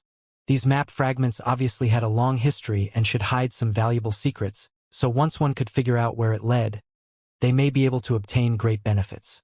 Dragon Cave Mountain's resources were essentially depleted, and Yang Kai refused to allow Yang Yen to continue auctioning off artifacts, so she decided to take this opportunity when Yang Kai was going to visit Colored Glass Sect to search for the location pointed to buy these map fragments in the hope that she could find a way to resolve their poverty-stricken situation. After checking the amount of 1,000 illusion-colored glass swallowed by the stone puppet, the pair had rushed to this place. It had taken a full 10 days before they finally arrived at this massive mountain valley. Yang Kai called it a mountain valley because he could see some mountains at its edge, but such a massive valley was something Yang Kai had never witnessed before. At first glance, it almost looked as if some powerful expert had split the ground apart to create this valley. The coldness of the air inside was also quite uncomfortable. This was already the case at the periphery, so it was easy to imagine that inside the environment and danger would only be worse. Do you know where this place is? Yang Kai asked. If he was alone, he wouldn't be worried about anything, but Yang Yen was currently accompanying him, and although she had superior self-protection ability, if they really encountered great danger, Yang Kai wasn't confident he could keep her safe, causing him to hesitate somewhat now. I don't know. Shadowed Star is too big, so how am I supposed to recognize every single area? However, it does not look like there is any kind of settlement in the surrounding region. Yang Yen shook her head. Yang Kai felt quite exasperated hearing this comment. It was easy to see this place was not suited to live in. Why would Yang Yen need to point it out? Wanting to find someone to ask about the situation here was likely impossible, as the last time the two of them had seen people was 6 days ago when they passed through a small city. Since we are already here, let's just go in and see. The final position marked on the map fragments is still uncertain, but I don't want to let them go to waste completely. Yang Yen saw Yang Kai's hesitant appearance and couldn't help urging him. Yang Kai glanced at her and pondered again for a moment before nodding. Okay, But you must follow closely. Don't get further than 10 meters from me. I know. Yang Yen spat out her tongue before pulling her black robes tightly. The two no longer hesitated and dove straight into the mountain valley. The moment they entered, a thick cold air came at them from all directions, causing Yang Yen to shiver subconsciously. However, in the next instant, hot fire attribute Saint Chi burst from her body, dispersing the chill and allowing her to return to normal. Yang Kai naturally would not care about the cold as his physique was powerful enough to passively resist it. Looking around, it was obvious that this place was incredibly barren and desolate. It was difficult to see any trees, and there were only occasionally some patches of grass growing here and there. The entire mountain valley was filled with a cold, dark aura, and the eerie sounds of howling constantly flooded one's ears. Gusty winds blew back and forth, brushing against Yang Kai and Yang Yan's bodies, sending a chill straight into their souls, making it somewhat difficult to resist. "Let's go!" Yang Kai shouted lightly as he led Yang Yan forward, passing along the road. However, besides the uncomfortable environment and the occasional strong winds, there did not seem to be any real danger here, offering Yang Kai a pleasant surprise. One day later, the pair had already advanced 3,000 kilometers and were currently standing in front of some scattered ruins, feeling a bit confused. Obviously, there had been a building here at some point, but it had long ago collapsed. The years had also not been kind, and much of this ruin had been completely flattened and worn down, some of the stone surfaces even having been polished to a mirror finish by the high winds. "Oh!" Yang Yen suddenly noticed something and hurriedly ran over to a nearby broken wall, slowly walking around and examining it after she arrived. Yang Kai did not stop her because under the investigation of his divine sense, he couldn't find any signs of danger nearby. After a while, Yang Yen walked back with a thoughtful look upon her face. "What did you find?" "A barrier," Yang Yen quickly said. "This seems to have been the site of a long-lost sect. There are traces of spirit arrays and barriers here, but they've all been destroyed. It seems that we'll have to be more careful as we advance. Generally, the protective spirit arrays of a sect become stronger as one proceeds further. We probably didn't encounter anything up until now because we were still outside the borders of this ancient sect." Listening to her saying this, Yang Kai nodded immediately and asked, "Where do we go now?" Yang Yen took out the two map fragments and examined them for a moment before pointing in a certain direction. "That way." Yang Kai continued leading the way immediately, and just as Yang Yen had suspected, along the road, the pair really encountered some remnant barriers and spirit arrays.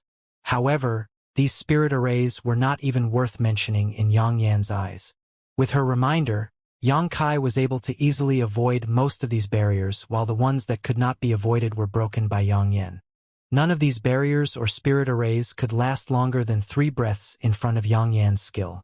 But Yang Kai didn't show a single look of joy, his expression only growing more solemn the longer that passed. This was obviously the site of an ancient sect, but even so many years after it had been destroyed, these barriers and spirit arrays were still functioning. It wasn't difficult to imagine how powerful this sect had been at its height, and such a sect would not have arranged poor-quality protective spirit arrays to defend itself. Whenever Yang Yen was breaking a barrier and spirit array, Yang Kai would protect her from the side. Then, after she broke a barrier, Yang Kai would lead the way again. The two of them worked together and cooperated exceptionally well. At this moment, Yang Yen finished dismantling a small illusion array and clapped her hands happily. Just as she was about to say something to Yang Kai though, his face went cold, and he rushed over to her side. Grabbing her by the shoulder, Yang Kai placed Yang Yen behind himself as he pushed his free hand forward. A scorching black flame was released from his palm. This palm seemed to hit thin air, but strangely, a howling scream suddenly rang out, one that contained a mysterious power, similar to a soul skill, that rushed towards Yang Kai and Yang Yan's knowledge seas. However, this attack was quite weak and couldn't even breach the pair's knowledge sea defenses, so they easily repelled it. Even so, Yang Yan's complexion went pale. She had not noticed any danger until the attack hit her, so naturally she was quite terrified. When she peeked around Yang Kai to see what had happened, Yang Yen saw that some kind of illusory figure had actually been caught in his grasp. At this moment, Yang Kai's demonic flames were illuminating the blurred features this figure, which showed a very painful look, squirming as if it was being burnt alive. "In soul!" Yang Kai and Yang Yen blurted out almost at the same time, both of them exchanging a glance with each other as they felt the temperature around them drop slightly. In souls were incredibly special existences that were formed when the soul of a creature of cultivator did not dissipate after its warm body died. Generally speaking, such souls wouldn't be able to exist for long periods of time, as without a body to contain them, they would soon dissipate and become part of the ambient world energy. Only if a soul were preserved inside a suitable artifact could it find a suitable physical body. In short order, could it survive. However, could it be so easy to refine such a soul artifact? Seizing another's body was also extremely dangerous. If one was careless, they might instead be swallowed by the body's original host. For example, when Old Demon wanted to seize Yang Kai's body, he had wound up being controlled instead and forced to obey Yang Kai's orders. But there was another situation where a soul would not quickly dissipate, and that was when their host body died in a special environment. This giant mountain valley was one such environment. The chill and yin qi which permeated this place was incredibly rich, so souls that were released here would dissipate at greatly reduced speed. And if there was enough opportunity, a disembodied soul could actually transform into a yin soul. Of course, after being transformed into a yin soul, this soul would lose all sentience and become a malicious ghost that could only act on instinct to survive. Yin souls formed like this were incredibly aggressive and would see any living creature as an enemy. They also straddled the line between the corporeal and incorporeal, making them exceedingly difficult to eliminate if one didn't have a suitable secret art or artifact. After Yang Kai's demonic flame transformed into a pure hot attribute, it was equivalent to the burning rays of the sun, making it the perfect nemesis to this yin soul, allowing him to easily grasp and kill it. Had it been another cultivator here, they would not have had such an easy time. In fact, Yang Kai had dealt with these kinds of creatures before. Many years ago, when he dove into the evil cavern in the ash-gray cloud evil land, the evil spirits he encountered were similar existences to yin souls. At that time, he was able to collect a lot of evil spirit essences after killing them, but unfortunately, no such thing remained after he destroyed this yin soul. After entering the giant mountain valley, Yang Kai had wondered whether yin souls would exist here, but until now he and Yang Yen hadn't encountered any, so he didn't think much about it. What caused Yang Kai to frown though was that since there was one yin soul here, it meant there would undoubtedly be a second, third, and so on. Looking at Yang Yan's complexion, she apparently thought of this as well, and her expression became uncertain. As if to verify the pair's conjecture, as soon as Yang Kai eliminated this first yin soul, from beneath the ground in all directions, wisps of frigid aura visible to the naked eye began sprouting up, seeming to have been roused by the death scream of the yin soul Yang Kai had killed. These frigid auras varied in opacity, from almost invisible to as thick as fog, but no matter their density, all of them squirmed momentarily before transforming into a yin soul. Without exception, these yin souls lacked clear features and some were even missing limbs, all of them appearing extremely strange. Seeing this, Yang Yen immediately activated her artifact armor, and in a flash, a fiery glow enveloped her body. On the other hand, Yang Kai just lifted his hands and released 10 jets of demonic flame that swiftly penetrated the surrounding yin souls. Although there was quite an intimidating number of yin souls, all of them were apparently weak and simply collapsed after a single blow. Every yin soul touched by Yang Kai's demonic flame quickly evaporated, leaving no trace behind. Yang Yen was quite relieved when she saw this, and after composing herself, she took out a disc-shaped artifact and activated it with her Saint Qi. In the next moment, a large halo of red light was formed, centered on the disc-shaped artifact. As this light halo expanded, it actually dispelled the ambient chill in the air, and the yin souls caught in its radius were quickly destroyed, all of them screaming pitifully as they melted. The red light halo spread out 1,000 meters before it ran out of energy and faded. However, the dense swarm of yin souls within this radius had all been vanquished. Yang Kai was stunned, quickly turning to stare at Yang Yen in amazement. He. My newly refined artifact isn't bad, right? Yang Yen smiled back at Yang Kai happily. And it's very suitable for this kind of situation, but if you were facing a single opponent that is stronger, its strength would be insufficient. Yang Kai's vision was quite sharp and immediately saw the shortcoming of this artifact. Hearing Yang Kai say this, Yang Yen pouted.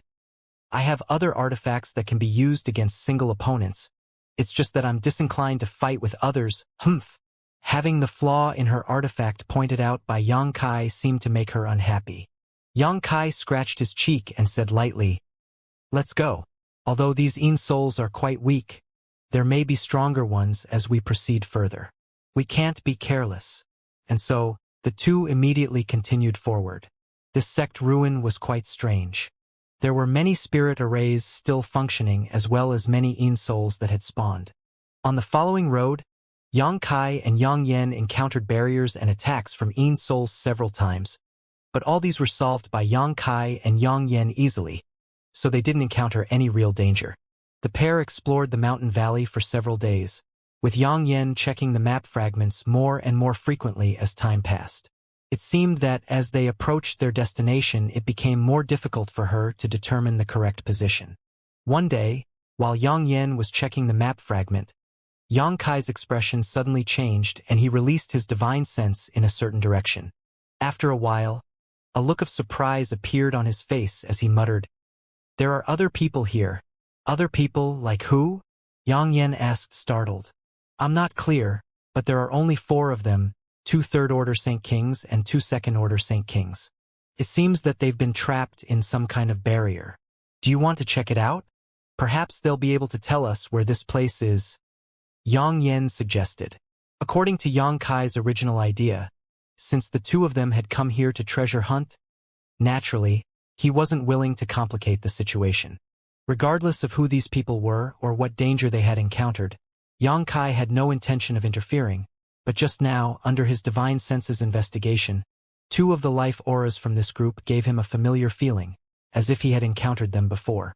This unavoidably made him curious, and hearing Yang Yan's proposal, he nodded and said, okay, let's quietly take a look without exposing ourselves.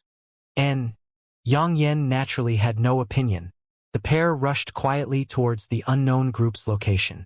Yang Kai's soul was incredibly powerful, so as long as he suppressed his aura by wrapping himself in his divine sense, he wasn't worried about being discovered by cultivators in the same realm. As for Yang Yen, she activated a necklace artifact she was wearing and was instantly shrouded in a thin energy barrier that appeared like flowing water. In the blink of an eye, her figure faded from Yang Kai's vision and nearly disappeared, leaving only a faint outline behind. Even when he used his divine sense, Yang Kai was unable to detect her aura. So unless someone stood extremely close to Yang Yen and saw her with their own eyes, it would basically be impossible to discover her. Realizing this, Yang Kai nodded lightly. The unknown group of 4 were at least 30 kilometers away from Yang Kai and Yang Yan's position and were only detected by Yang Kai because he dared to release his divine sense indiscriminately in this kind of place. After an incense stick worth of time, Yang Kai and Yang Yen arrived atop a small hill and looked curiously towards this group of 4. The pair saw an empty field with a dome-shaped light curtain covering a range of about 300 meters down below. From afar, it almost looked like a giant, overturned transparent bowl was lying on the ground with 4 cultivators trapped inside. Each of these 4 was facing a different direction and was on high alert. Light flashed around these 4 as each of them used their Saint Chi to operate artifacts they were holding. 2 of them were focused on attacking the light curtain. Although each attack these 2 launched could shake the light curtain, a moment later, this barrier would actually rebound their attacks towards the 4 trapped cultivators. The remaining 2 from this group needed to use their defensive artifacts to resist the rebounded energy after their companions attacked, so that they didn't wind up injuring themselves. This team of 4 was quite skillful actually, and it was obvious at a glance that they were familiar with one another. But no matter how hard they tried, it seemed they were unable to break this hemispherical light curtain in short order. It was impossible to tell how long they had been trapped here, but from the unsteady fluctuations of their Saint Chi, it was apparent they had consumed a great deal of their strength. Oh, it's actually a barrier with reflective properties.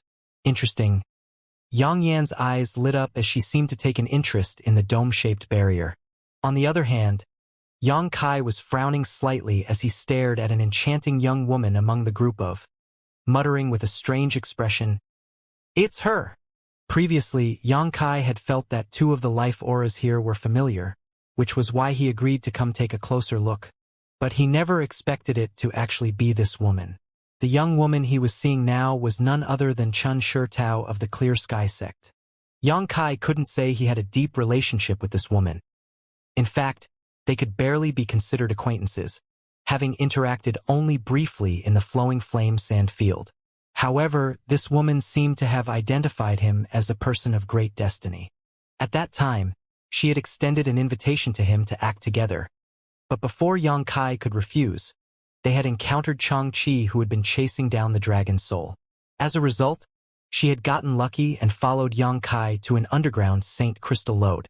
Later, Yang Kai departed from the underground Saint Crystal Lode in advance, leaving only the small group from Clear Sky sect and Changqi to mine Saint Crystals there. However, judging from the gains Changqi made, the group led by Chun Shurtao must have also reaped significant benefits.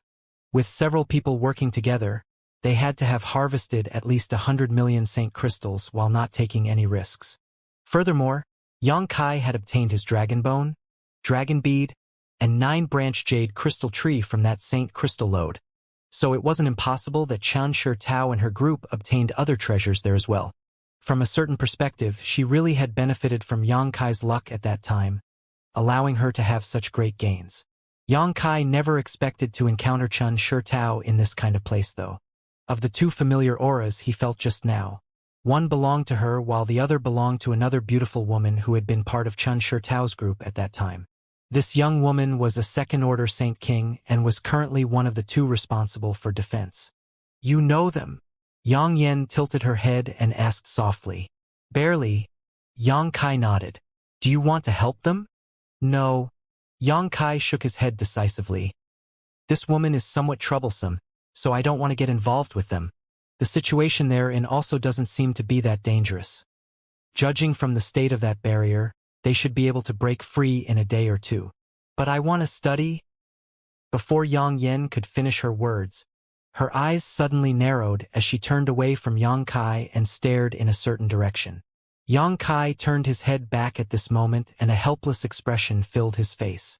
Because in the direction he was looking, there were several Yin souls flying over, seemingly attracted by the disturbance here. Worse, if they continued on their current course, these Yin souls would pass right by the hill where Yang Kai and Yang Yan were hiding. Yang Kai immediately became annoyed and quietly pulled Yang Yan's hand to retreat.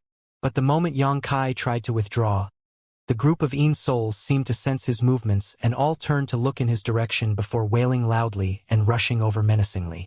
Although the concealment techniques Yang Kai and Yang Yan were using made them all but impossible to discover by Saint King Realm cultivators, as far as these Yin souls were concerned, as long as it was a living creature, no concealment technique mattered. Seeing this, murderous intent flashed across Yang Kai's eyes as he reached out and seized the nearest Yin soul before releasing a wave of demonic flames to incinerate the others. These few Yin souls were not powerful, and their attack was easily repelled by Yang Kai, but as a result of having to defend himself, Yang Kai's figure was exposed and noticed by the group of 4 nearby. This group of 4 was startled and quickly directed a vigilant look towards Yang Kai, only to see him standing there with a helpless and awkward expression. Of those 4, the 2 males naturally had grim looks upon their faces because they were currently trapped inside a barrier, and there was a separate pair of cultivators sneakily watching them from the outside. Such a situation would naturally cause suspicion, as suspecting Yang Kai had some kind of nefarious purpose here wasn't unreasonable. As such, both of them stopped their movements and directed wary glares towards Yang Kai. On the other hand, the 2 women, after seeing Yang Kai, just gawked. But soon, Chun Shurtao and the other beautiful young woman recalled who this familiar-looking young man was.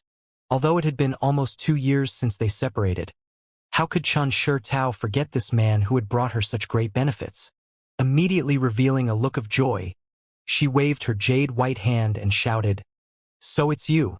The other beautiful young woman smiled lightly at Yang Kai, a look of delight filling her face. Yang Kai felt a headache as he decided to feign ignorance, showing a surprised look and asking, "You are?" Xianxia Tao covered her mouth and smiled coquettishly, fluttering her lashes as she asked, "Could it be little brother Yang doesn't recognize me? This young lady is Xianxia Tao of Clear Sky Sect. We met each other in the Flowing Flame Sand Field." Flowing Flame Sand Field? When the two men beside Xianxia Tao heard this, they could not help frowning slightly as they re-examined Yang Kai. After all, anyone who could survive the Flowing Flame Sand Field could not be taken lightly. The two of them had missed the opportunity to enter the Flowing Flame Sand Field for various reasons, and after learning about the massive harvest Xianxia Tao and her team had reaped, they had felt a deep sense of regret. Their understanding of the Flowing Flame Sand Field also came from stories Xianxia Tao had told them, so both felt that any cultivator that could return safely from it was worthy of their attention. However, after realizing that Yang Kai was just a second-order Saint King, one of the two men spat disdainfully and promptly began ignoring him. He figured that the reason Yang Kai was able to return alive was because he had only wandered about the first layer. The other male's cultivation was lower, but he appeared quite full of spirit and was even staring at Yang Kai with interest. He was the same as Yang Kai, a second-order Saint King, so naturally felt a bit of competitiveness. Seeing Xianxia Tao showing such a familiar look, Yang Kai felt the situation become more troublesome. When he last encountered this woman, Yang Kai deeply realized that she was a source of stress, but he had underestimated her sense of familiarity. Seeing her greet him so enthusiastically, Yang Kai really had no choice but to smile and nod. "So it's you? I remember now. So you finally remembered me. For a moment I thought little brother Yang hadn't put me in his eyes and really forgotten about me. Hee hee." Xianxia Tao seemed very happy and smiled charmingly despite still being trapped inside a barrier, her playful laughter stunning the other three in her group greatly. Hearing her say this, Yang Kai could only laugh along with her. After giggling for a while, Xianxia Tao suddenly looked at Yang Kai elegantly and asked, "Right, little brother Yang, why have you come here?" "We stumbled upon this place by accident and felt it was a little strange, so we decided to come in and explore. We sensed some movement from this place a moment ago and came to investigate. However, we didn't know what was happening, so we concealed ourselves. Please don't blame us for acting cautiously." Yang Kai cupped his fists. "Stumbled upon this place?" Xianxia Tao smiled as she looked at Yang Kai deeply. Although she naturally did not believe Yang Kai's words, she didn't ask anything more, her eye rotating slightly as she changed the subject. "Since you've come here, could I ask little brother Yang for a favor?" "What kind of favor?" Yang Kai felt his brow twitch as he knew he could not avoid the coming trouble. "Could you attack this barrier with your companion from the outside? This barrier has the ability to reflect attacks, so it is quite troublesome for us to break from the inside, but if you attack from the outside, there shouldn't be a problem." Yang Kai hesitated for a moment as he turned silently to Yang Yen. The latter gently nodded to him. Yang Kai then nodded. "Of course." Xianxia Tao pretty face filled with happiness as she said, "Many thanks, little brother Yang. After we get out of trouble, I will be sure to express my gratitude. It's just a minor matter. Sister Chen need not be so polite." Yang Kai waved his hand before asking the group of four to stand back a bit and taking out his 100 Mountains picture, summoning several phantom peaks and smashing them towards the barrier. Yang Kai did not use his own Saint Chi because he didn't want to expose too much in front of outsiders. The 100 Mountains picture was just an artifact, so others would not be able to judge much from him using it. The phantom peaks smashed down violently, and just as Xianxia Tao had expected, the rebound effect of the barrier did not activate. It seems that only those trapped inside would have their attacks reflected back at them, while those attacking from the outside wouldn't encounter such a situation. Under the attack of Yang Kai, the dome-shaped barrier soon became creaky and its glow dimmed. Judging from the rate at which it was weakening, it would likely break in about a cup of tea's worth of time. Seeing this, Xianxia Tao and the other beautiful young woman could not help feeling cheerful. The four of them had been trapped here for 2 days already, and although they could forcibly break this barrier in another day or two, it was naturally much easier if they had help from someone on the outside, allowing them to escape from this damned place. It was at this time that the male third-order Saint King suddenly whispered, "Sister Chan, are you familiar with this person?" Chan Shi Tao heard this and after considering how to respond for a moment, honestly nodded and said, "I am not too familiar with him. I just met him twice in the flowing flame sand field. However, he's quite an interesting person." Interesting. The male cultivator was shocked, wondering what the meaning of Chan Shi Tao's evaluation was. Just when he was about to inquire more carefully, though, the other young man spiritedly asked, "Sister Tao, just now you said he was also in the flowing flame sand field, right?" I met him in the flowing flame sand field." "Oh, he is actually a second-order Saint King now. The last time I saw him, he was just a first-order Saint King. It looks like he had some good opportunities inside." Chan Shi Tao's eyes brightened as if she had discovered something surprising. A first-order Saint King actually dared to enter flowing flame sand field. He really must not know the immensity of heaven and earth. The male cultivator who had spoken first snorted coldly and scornfully said, "Him being able to live must all be due to luck. I bet he only wandered around the periphery of the first layer." For some unknown reason, this person seemed to look down on Yang Kai greatly. And although this was only their first meeting, he was intentionally disparaging him in front of Chan Shi Tao. Chan Shi Tao, however, just smiled and shook her head. He didn't just wander around the periphery of the first layer. He at least reached the second layer, as that's where I met him. He broke through the first layer? The male cultivator looked surprised. After all, he heard many people say that crossing the flowing flame sandfield's first layer flame area was not too difficult, but there were still many dangers. Those with weaker or impure Saint Chi, such as poorly prepared second-order Saint Kings, wouldn't be able to overcome these dangers and reach the second layer, so how could this brat, who was just a first-order Saint King at the time, have the ability to break through? He did not believe it. Naturally. Junior sister Luing was also present at the time, so if you do not believe me, you can ask her. Chan Shi Tao pointed to the other beautiful young woman standing beside her. The beauty called Luing nodded repeatedly, confirming that Chan Shi Tao wasn't lying.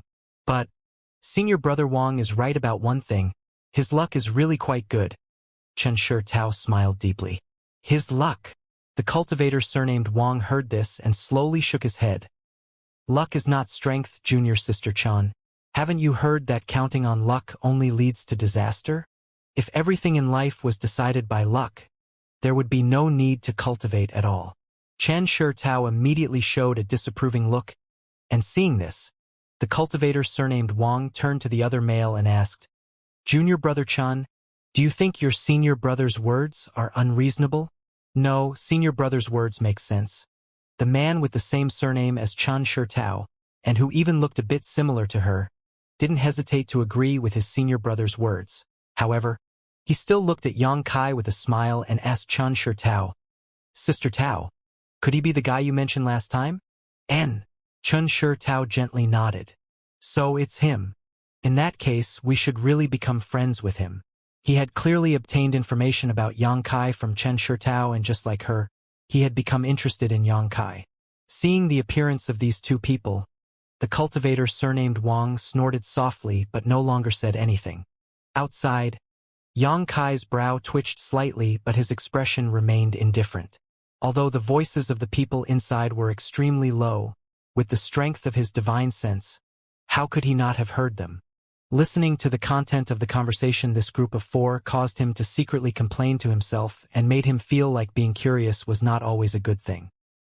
He had come here just to quietly investigate, but had wound up doing free labor while also drawing the ire of a complete stranger. However, since these four people had appeared here, Yang Kai estimated that they had some important reason. Otherwise, they would not have come to such a strange place. Perhaps after escaping from this barrier, they would not want to become entangled with him and would look forward to him leaving as quickly as possible. Hoping so, Yang Kai immediately relaxed a lot and increased the power he put into his 100 Mountains picture. After the time it would take to boil a cup of tea, the giant phantom peaks finally overwhelmed the barrier trapping Chan Shi Tao's group, and with a crisp sound, it began to shatter. Seeing this, Yang Kai took back the phantom peaks, stowed away the 100 Mountains picture, and stood waiting in place.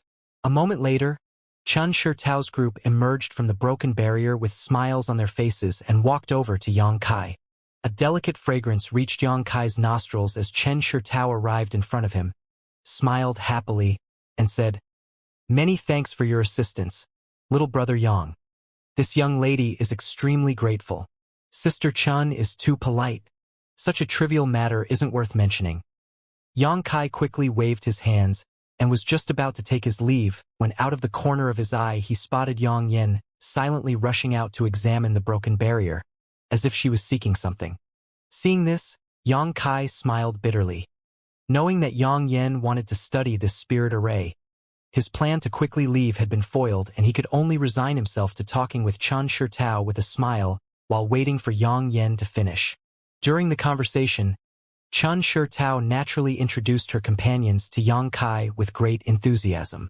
The other young woman was someone Yang Kai had met before, as she had been part of Chen Shitao's group in the Flowing Flame Sandfield.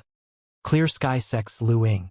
As for the other two, the male with bright eyes but lower cultivation was called Chun Fanlei and was Chen Shitao's younger brother. After listening to her introduction, Yang Kai suddenly understood why there were some subtle similarities between the two. It turned out they were blood siblings. The last third-order Saint King cultivator was called Wang Yuhan. To Yang Kai's surprise, this Wang Yuhan and Chun Fanlei were not disciples of Clear Sky Sect. The two of them belonged to Extreme Path Sect, which was a different force from Chen Shitao and Lu Ying.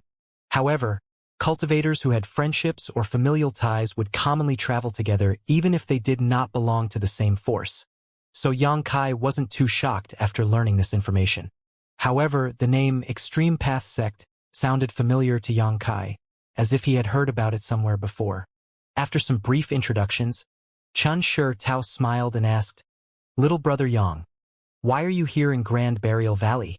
Her voice was sweet and soothing, and combined with a mature temperament and outstanding looks, her natural appeal almost made her more attractive than Yin Su Dai when she was using her beguiling technique. Yang Kai quickly noticed that the man named Wang Yuhan had some intentions towards Chen Shitao. But when Yang Kai heard the words Grand Burial Valley, his face changed slightly as he asked hesitantly, "This is Grand Burial Valley?" Chen Shitao was surprised by this reaction and immediately covered her mouth to stifle her laughter, smiling as she asked in amazement, "Little brother Yang, you couldn't have really inadvertently stumbled into this place without knowing what it was, could you?" When Yang Kai had explained his presence before, Chen Shitao had naturally not believed his excuse. After all, this place was several days away from the outermost edge of Grand Burial Valley, so even if someone had wandered inside accidentally, they shouldn't have arrived at such a deep place. However, Yang Kai's reaction and expression didn't seem fake, making her wonder if he had actually been telling her the truth earlier. "Haha." Yang Kai's lips twitched. "I really didn't know what this place was." After thinking for a while, he asked, "This is the Grand Burial Valley that was left behind after the ancient Yang sect was destroyed?" "Yup." Chen Shitao nodded lightly, pursing her lips as she smiled. "It seems that you're not ignorant about this much at least. I've heard some rumors about this place before." The reason why Yang Kai knew about Grand Burial Valley was that Dai Yuan had told him about it in the Flowing Flame Sandfield. At that time, while waiting for the red candle fruit to mature, he had asked Dai Yuan about the disciple of the Star Emperor sect, which had eventually led to this topic. According to Dai Yuan, Grand Burial Valley was originally the site of a great sect with power equal to Thunder Typhoon sect and Heaven Battling Union called the Ancient Yang sect. But over 2,000 years ago, this Ancient Yang sect had killed a disciple from Star Emperor sect that had left Star Emperor Mount for life experience, thoroughly offending this behemoth. As a result, 1 month later, Ancient Yang sect had been razed to the ground and its headquarters became the strange place known as Grand Burial Valley. Moreover, Dai Yuan also said that since then, many cultivators like to come here to look for opportunities, because it was rumored that although Ancient Yang sect had been destroyed, there is still a secret cave left behind where most of this former great sect's accumulated wealth was hidden. Such rumors were enough to draw in treasure hunters from all over the world. However, there are many still active spirit arrays in this place and the yin qi was incredibly thick. So many who came here seeking wealth actually lost their lives instead and the so-called secret cave had never been found. Over time, fewer and fewer people came here to try their luck. Whether the ancient Yang sect had truly been wiped out by Star Emperor sect was true or false, there was no conclusive proof. Dai Yuan had personally visited this place but hadn't gained anything. Instead, her body had suffered the invasion of an unusual cold aura that took much time and effort for her to resolve after returning to Colored Glass sect. Yang Kai recalled what Dai Yuan said at the time as his expression fluctuated. If this was really the Grand Burial Valley, then he would need to increase his vigilance. The people who came here in the past were not just Saint Kings, there were even Origin Realm Masters who had explored this place and fallen as a result. Yang Kai did not dare act carelessly even if he was confident in his own strength. Could it be that ancient map fragments Yang Yen possessed was leading them to the location of ancient Yang sect's secret cave? Considering this possibility, Yang Kai's heart jumped, and he couldn't help feeling a bit excited. If this was really the case, they would really be able to solve the current poverty-stricken situation of Dragon Cave Mountain. After all, the treasury of a large sect would undoubtedly contain amazing wealth. While thinking so in his heart, Yang Kai maintained a calm look on his face. Chen Shitao and others seemed to see that Yang Kai was thinking about something but didn't interrupt his thoughts. Only after a long pause did Yang Kai take a deep breath and cup his fists to Chen Shitao. Many thanks, Sister Chen. If I had not met Sister Chen this time, my companion and I might still be ignorant of where we were. Chen Shitao giggled. You're really quite carefree, aren't you?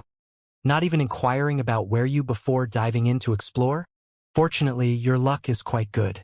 Entering this place is quite dangerous, even for an Origin returning Realm Masters.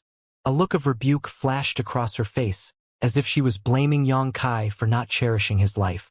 Yang Kai could only let out a hollow laugh.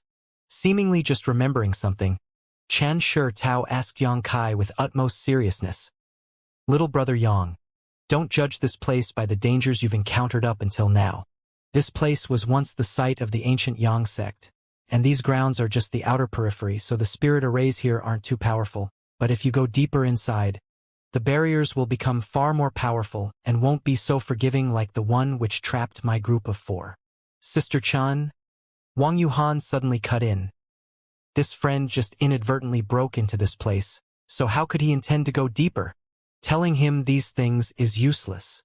Chen Shitao's brow furrowed slightly, not even turning to address him as she continued looking at Yang Kai. Yang Kai said with a smile, since I now know that this is Grand Burial Valley, I will naturally not delve any deeper. I assume that you've come here for something important, so this Yang won't delay you any further. Goodbye. Take care, brother Yang. Wang Yuhan smiled at Yang Kai, changing the way he addressed him to a friendlier one immediately, seemingly quite eager for him to depart. Yang Kai shot him a glance out of the corner of his eye before curling his lips upwards slightly and calling out to Yang Yen and setting off together with her, his figure gradually fading away into the mist. Looking at his increasingly estranged back, Chen Shitao opened her mouth and seemed to want to say something, but she eventually held her tongue, only letting out a sigh after he completely disappeared. This brother Yang indeed has some good luck. Wang Yuhan nodded with a sneer.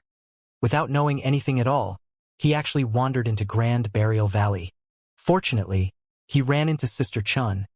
Otherwise, he wouldn't even know how he died. Senior brother, you don't seem to like him very much, Chen Fanlei asked in an almost naively honest tone.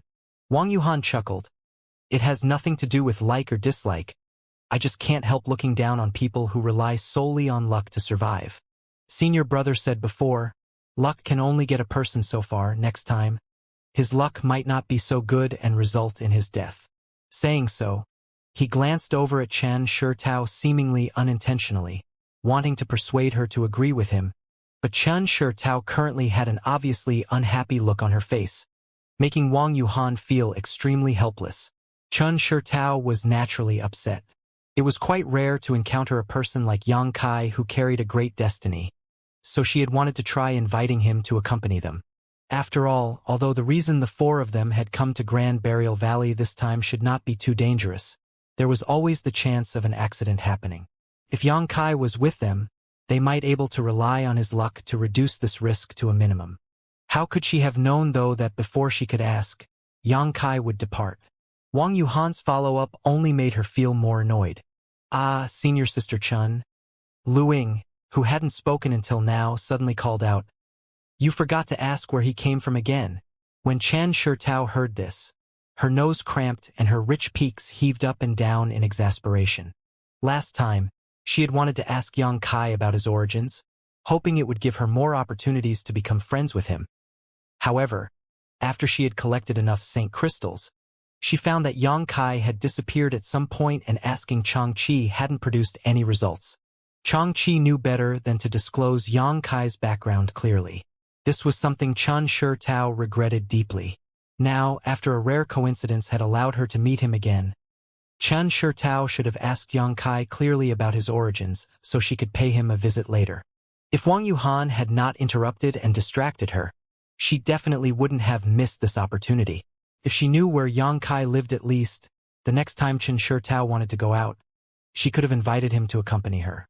Rather than acting with others, she was more willing to work with Yang Kai, who was lucky. Wang Yuhan constantly interrupting her conversation with Yang Kai and making her forget about this matter annoyed her greatly, causing Chen Shitao to shoot him a harsh glare. However, the other side simply welcomed her gaze, and even put on a somewhat flattering appearance, causing Chen Shitao to quickly lose interest and wave her hand. "Let's go. We need to find that Thunder Pond as soon as possible so Fan Lei can break through his bottleneck." Saying so, she set out again. Lu Ying naturally understood why Chen Shitao was so disgruntled right now and shot Wang Yuhan a disapproving glance before hurriedly following her senior sister. Chen Fan Lei seemed a bit airhead and did not notice anything wrong, just following after his sister happily, while Wang Yuhan stood in place and glared in the direction Yang Kai had departed. Although the extreme path sect he and Chen Fan Lei came from was not a small force, compared to Clear Sky sect it was still somewhat dwarfed. That was why he had long been interested in the sister of his junior brother. Chen Shitao had outstanding looks, especially her watery, enchanting eyes which seemed capable of capturing one's soul. Every time Chen Fan Lei returned to his family home, Wang Yuhan would find an excuse to tag along, so he could meet Chen Shitao. He wanted to appeal to her in hopes of moving her heart. If he could really obtain this woman, Wang Yuhan would not only have a beautiful flower to accompany him in the future, perhaps he could even use her to enter Clear Sky sect. However, after meeting several times, and making clear his intentions towards her, Chen Shitao still did not show any favor towards him. Gradually, Wang Yuhan lost heart and no longer planned to get entangled with her again, lest he truly annoy her. But the last time he chatted with his junior brother Chen Fan Lei, he accidentally heard some shocking news from him. Chen Shitao now had a net worth in the millions of Saint Crystals and also possessed several high-quality origin-grade high-rank artifacts. It seemed that she obtained these riches when she entered the Flowing Flame Sand Field. According to Chen Fan Lei, his sister had gotten extremely lucky and discovered a Saint Crystal lode, allowing her to collect a massive quantity of Saint Crystals.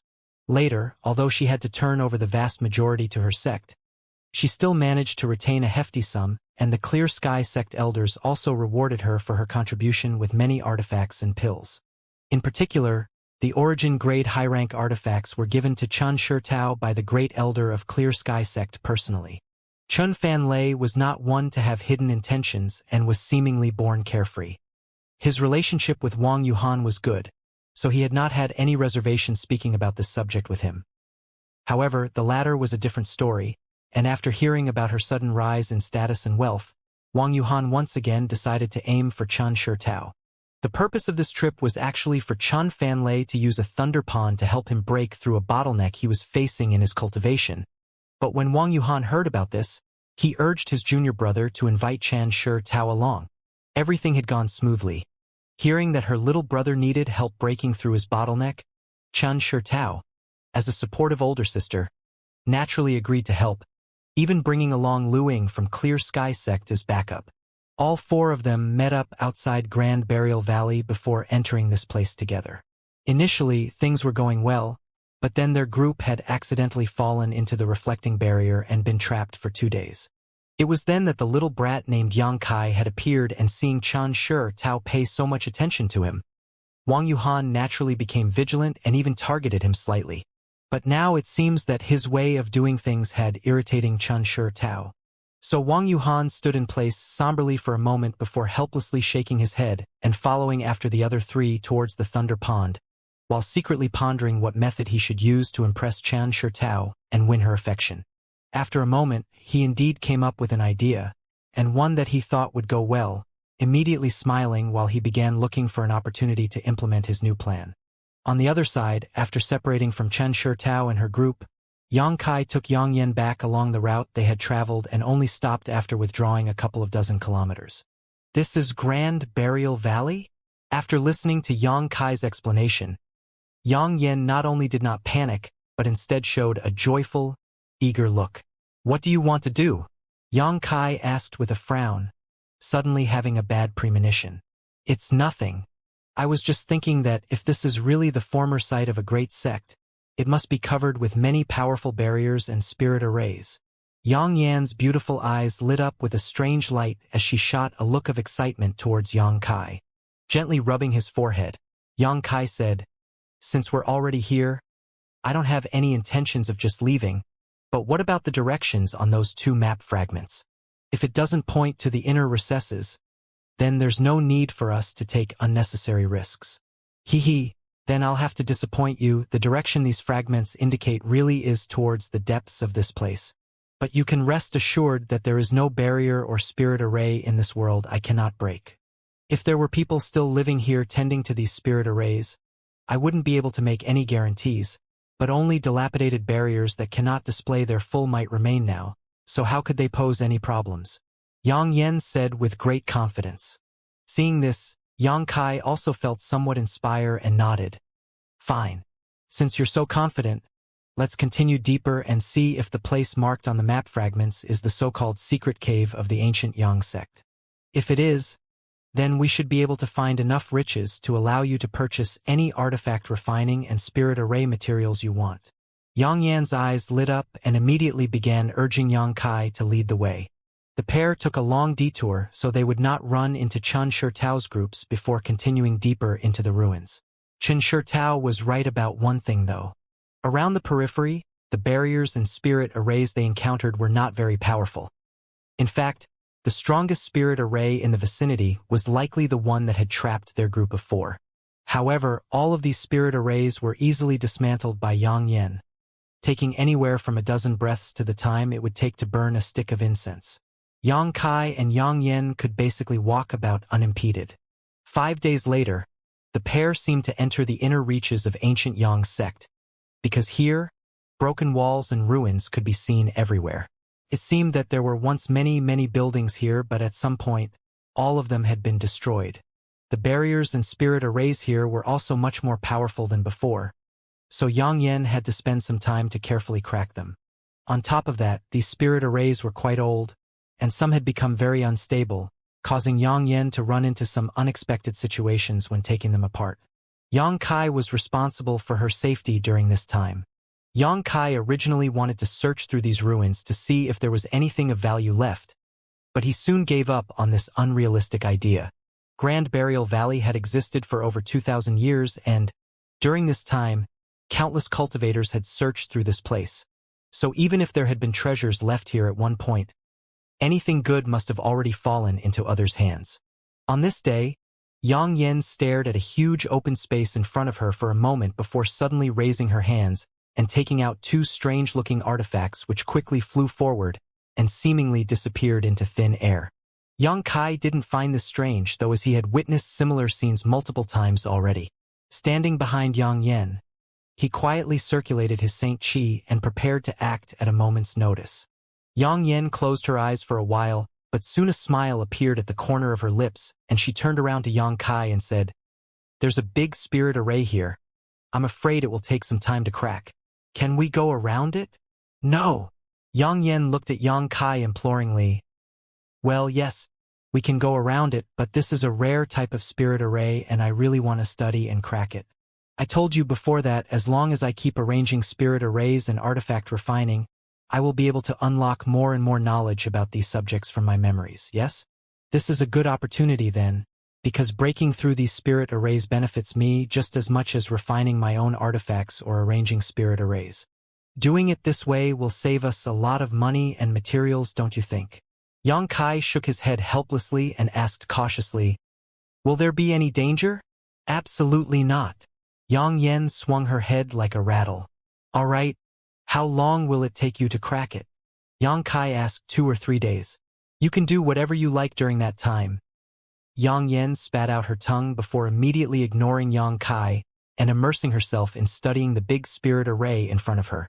Seeing her like this, Yang Kai didn't go to disturb her, and after thinking about what to do for a moment, he took out the Origin King grade high-rank artifact refining furnace and in a flash made it expand to 3 meters or so in diameter.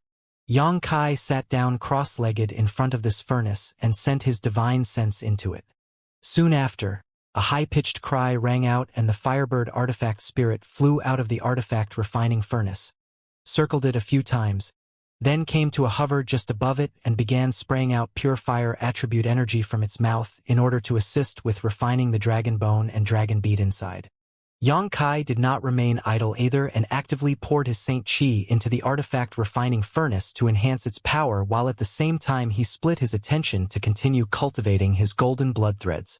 Whether it was cultivating his golden blood thread technique or refining the dragon bone and dragon bead, both were incredibly time-consuming processes, so having found a spare moment now, Yang Kai was not about to waste it. So, he didn't object to Yang Yen cracking the spirit array here. If he didn't have anything to do, he wouldn't have agreed. Time passed by, yet Yang Kai barely noticed. At some point though, while immersed in cultivating his golden blood threads, a slight noise suddenly came from beside him, causing him to look up and see some fluctuating rays of light and a disturbance in the ambient world energy. Yang Yen was smiling as she stood nearby, putting away the tools she had been using until now one by one. A short time later, all the lights faded, and Yang Kai felt that something had disappeared from the open space nearby, immediately understanding that the large spirit array arranged here had been cracked by Yang Yen. With a thought, he received his artifact refining furnace and artifact spirit, got up, and asked, "Done. And let's move on. I'm beginning to like this place more and more. Last time, I should have entered the flowing flame sand field with you. I heard that there were many spirit arrays there. If you had come in with me, you would probably be disappointed. Although there were some barriers there weren't many, and I did see a giant ruin of an ancient sect though, one that seemed nearly completely intact at that. Probably would have met your requirements." Yang Yen sighed. "Unfortunately, I didn't have an opportunity, and there's no telling how many years it will be until the next time the flowing flame sand field opens." The two continued walking while talking. As they continued deeper into the ruins, the spirit arrays and barriers they encountered really became much stronger, and the time it took Yang Yen to crack them also grew longer, unlike in the periphery where she could dismantle them with ease. Even so, Yang Kai could not help feeling quite shocked. Although they had been left unattended for many years, these spirit arrays were still the crystallization of a great sect's knowledge and resources. Yet they were continuously being broken by Yang Yen. Yang Kai really wondered what the people who had arranged these barriers would think if they were to learn about this. On top of that, Yang Kai noticed that each time Yang Yen deciphered one of these spirit arrays, she would wear a giant smile. Obviously, she was gaining many benefits from this process. This point alone made the trip they had taken worthwhile. After all, Yang Yen cracked these spirit arrays not only allowed her to unlock more of her memories, it also saved Dragon Cave Mountain a lot of money. Although Yang Kai did not obtain anything, he also didn't lose anything, and he could even take advantage of this opportunity to work on his own projects. Yang Kai even secretly thought that if they weren't able to earn enough Saint Crystals to buy materials for her in the future, he could always take Yang Yen out to look for similar places to let her crack spirit arrays. With Shadowed Star being so enormous, there should be many places like this Grand Burial Valley. Inside Grand Burial Valley, Yang Yen stood on the spot, looking at the 2 map fragments in her hands, her expression flickering, because these 2 map fragments had led her here, but there were no further instructions beyond that. Relying on just these 2 map fragments to reach this point was all thanks to Yang Yen's incredible analytical abilities, but now she was unable to determine the final position they were guiding her towards. only that their destination was somewhere within the surrounding 1,000-kilometer radius. A 1,000-kilometer range was neither big nor small, but it would be very time-consuming to find some kind of hidden location. While the spirit arrays they encountered as they moved deeper did not bother Yang Yan. The Yin Qi had become extremely rich, and resisting it was constantly consuming her Saint Qi. Thankfully, Yang Kai had huge reserves of Saint Qi in his body, so he could cover for Yang Yan when she became exhausted. If this weren't the case, the two would have had to retreat long ago. What should we do? Yang Yan turned her head to look at Yang Kai. They had come so far already, so she was naturally unwilling to just give up. If she tried diligently, perhaps she could find the ultimate destination marked on these map fragments. But everything would depend on Yang Kai's opinion. Yang Kai frowned and grumbled to himself. Although they hadn't encountered much danger along the way, since 2 days ago, the Yin souls that had attacked them had strength equivalent to ordinary Saint Kings, and some of those that had been absorbing the Yin Qi of this place for countless years had even begun to achieve a slight degree of sentience, making them far more difficult to deal with, as they would immediately retreat if they felt they were in danger. Then, after recuperating, would come back to attack again. Thankfully, Yang Kai's strength was still far greater, allowing him to thoroughly destroy most of these Yin souls, otherwise the situation would have been far more troublesome. Yang Kai was also beginning to vaguely sense that there were more dangers to this grand burial valley than could be seen on the surface. After all, if there weren't, there wouldn't be rumors about Origin returning realm masters falling here. After hesitating for a moment, Yang Kai asked, "If I say we need to go back now, would you feel unwilling?" Yang Yan nodded honestly. Yang Kai grinned and nodded back. "I am also unwilling, and since that is the case, let's keep looking. In any case, it's just a 500-kilometer search radius. At worst, we can just dig up the entire 1,000-kilometer region." Hearing this, Yang Yan's spirit immediately rose, and the pair immediately began scouring the nearby area.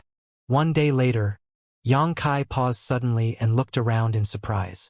Yang Yan saw this and naturally knew that he had discovered something, so she immediately fell silent and waited. Only after some time did Yang Kai show a strange look and ask, "Do you smell something strange?" "And it's like there's a faint rotten odor in the air," Yang Yan responded, obviously also having noticed this. "So, it wasn't just my imagination." Yang Kai grinned meaningfully, a black fireball suddenly appearing in his palm and unleashing such intense heat that the surrounding space began to warp. Swiftly, Yang Kai waved his hand and threw this black fireball towards a nearby dead tree. This fireball was not very fast, but just as it was about to hit the seemingly unremarkable dead tree, a low roar suddenly rang out from it. Along with this bestial roar, and rich malevolent aura also erupted. With a loud bang, the dead tree exploded into dust under the strong force erupting from inside it, and a tall, abnormal figure suddenly appeared in its place. A big hand suddenly stretched forward, covered in a light yellow aura, and instantly intercepted the black fireball. There was a loud sizzling sound the moment the pale yellow aura made contact with the black fireball, as if a handful of salt was sprinkled into a hot pan of oil. The yellow aura rapidly faded, but the demonic flame also grew weaker as a result. A short time later, the pale yellow aura and the black fireball completely disappeared, leaving behind the strange tall figure in front of Yang Kai and Yang Yan. After seeing the face of this person, Yang Kai's brow furrowed as a look of shock filled his face, while Yang Yan exclaimed loudly, "A corpse soldier! Corpse soldier!" Yang Kai turned his head to look at her curiously, as this was the first time he had heard of such an existence. The tall, abnormal figure opposite him was clearly not a living person. Its face was shriveled and seemed devoid of any kind of moisture, and its skin had sunk in, exposing the outlines of its bones. 2 green eyes flickered like flames, and its face was abnormally thin. Its appearance was quite terrifying and would cause anyone who saw it to shudder. Most importantly, though, Yang Kai was unable to feel any vitality from it, only a thick death qi and corpse qi. If not for this odd body emitting aura fluctuations on par with those of an average third-order Saint King, Yang Kai would really have thought it was just a corpse. However, this corpse-like figure in front of him had just neutralized his demonic flame fireball with a single blow without taking any apparent damage. The rancid smell that Yang Kai and Yang Yen had smelt was clearly being emitted by this figure, but because it was hidden inside the dead tree a moment ago, it wasn't so obvious. "What is this?"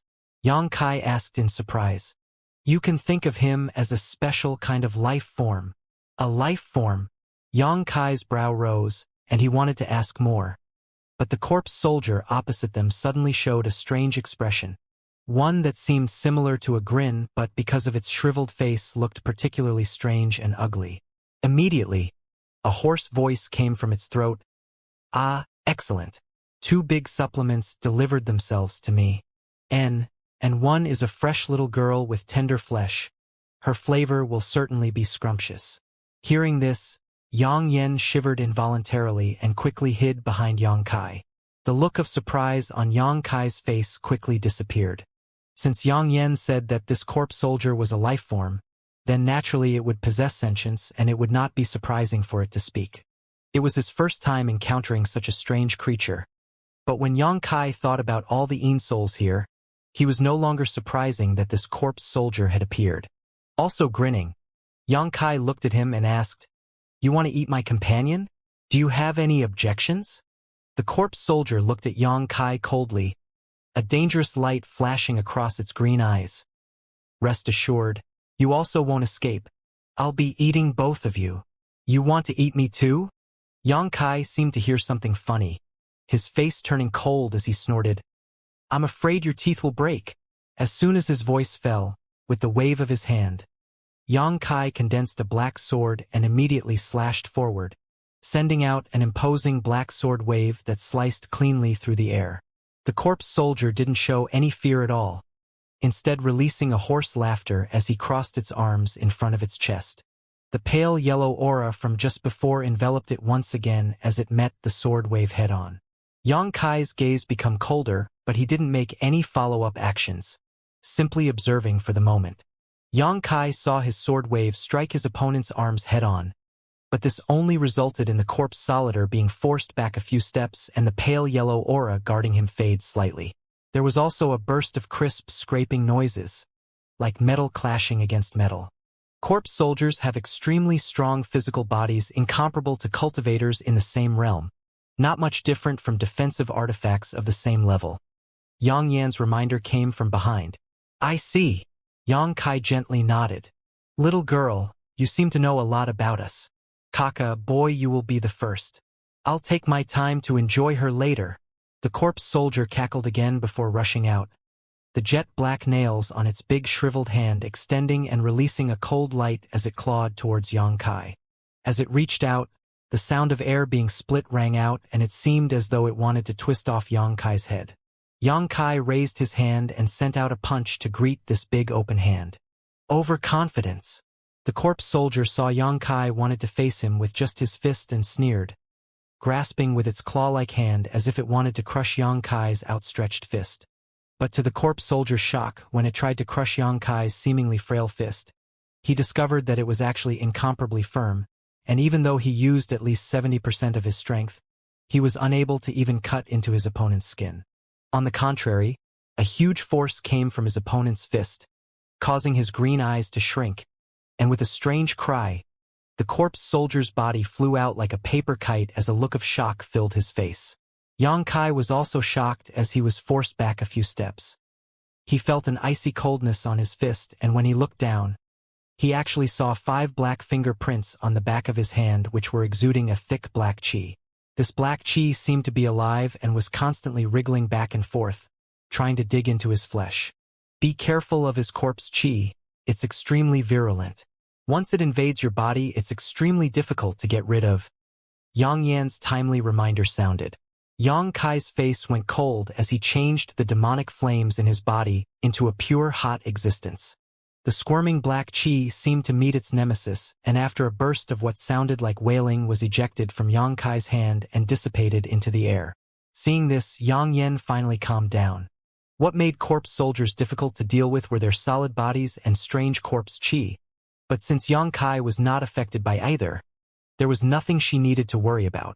Sure enough, seeing Yang Kai easily expel his corpse chi, the eyes of the corpse soldier who hit the ground rolling became somewhat hesitant. Originally, in his mind, the second-order Saint King Yang Kai and Yang Yen were not his opponents at all. He would quickly defeat these two, then devour their bodies to enhance his own strength. This was not the first or second time he had done this, but this time second-order Saint King was different from those he had encountered before and seemed quite difficult to kill. This made him wonder if he should continue struggling here. While he was hesitant though, Yang Kai had no intention of letting him off. With a flick of his wrist, Yang Kai silently sent a golden silk thread flying over that swiftly struck towards the corpse soldier. This corpse soldier did not notice this golden thread until it was already upon him, and with a loud roar it sprayed out a thick corpse chi from his mouth to intercept it. In an instant, the thick corpse chi shrouded the golden silk thread. But what surprised the corpse soldier was that his normally formidable corpse chi simply had no effect on this thin golden thread.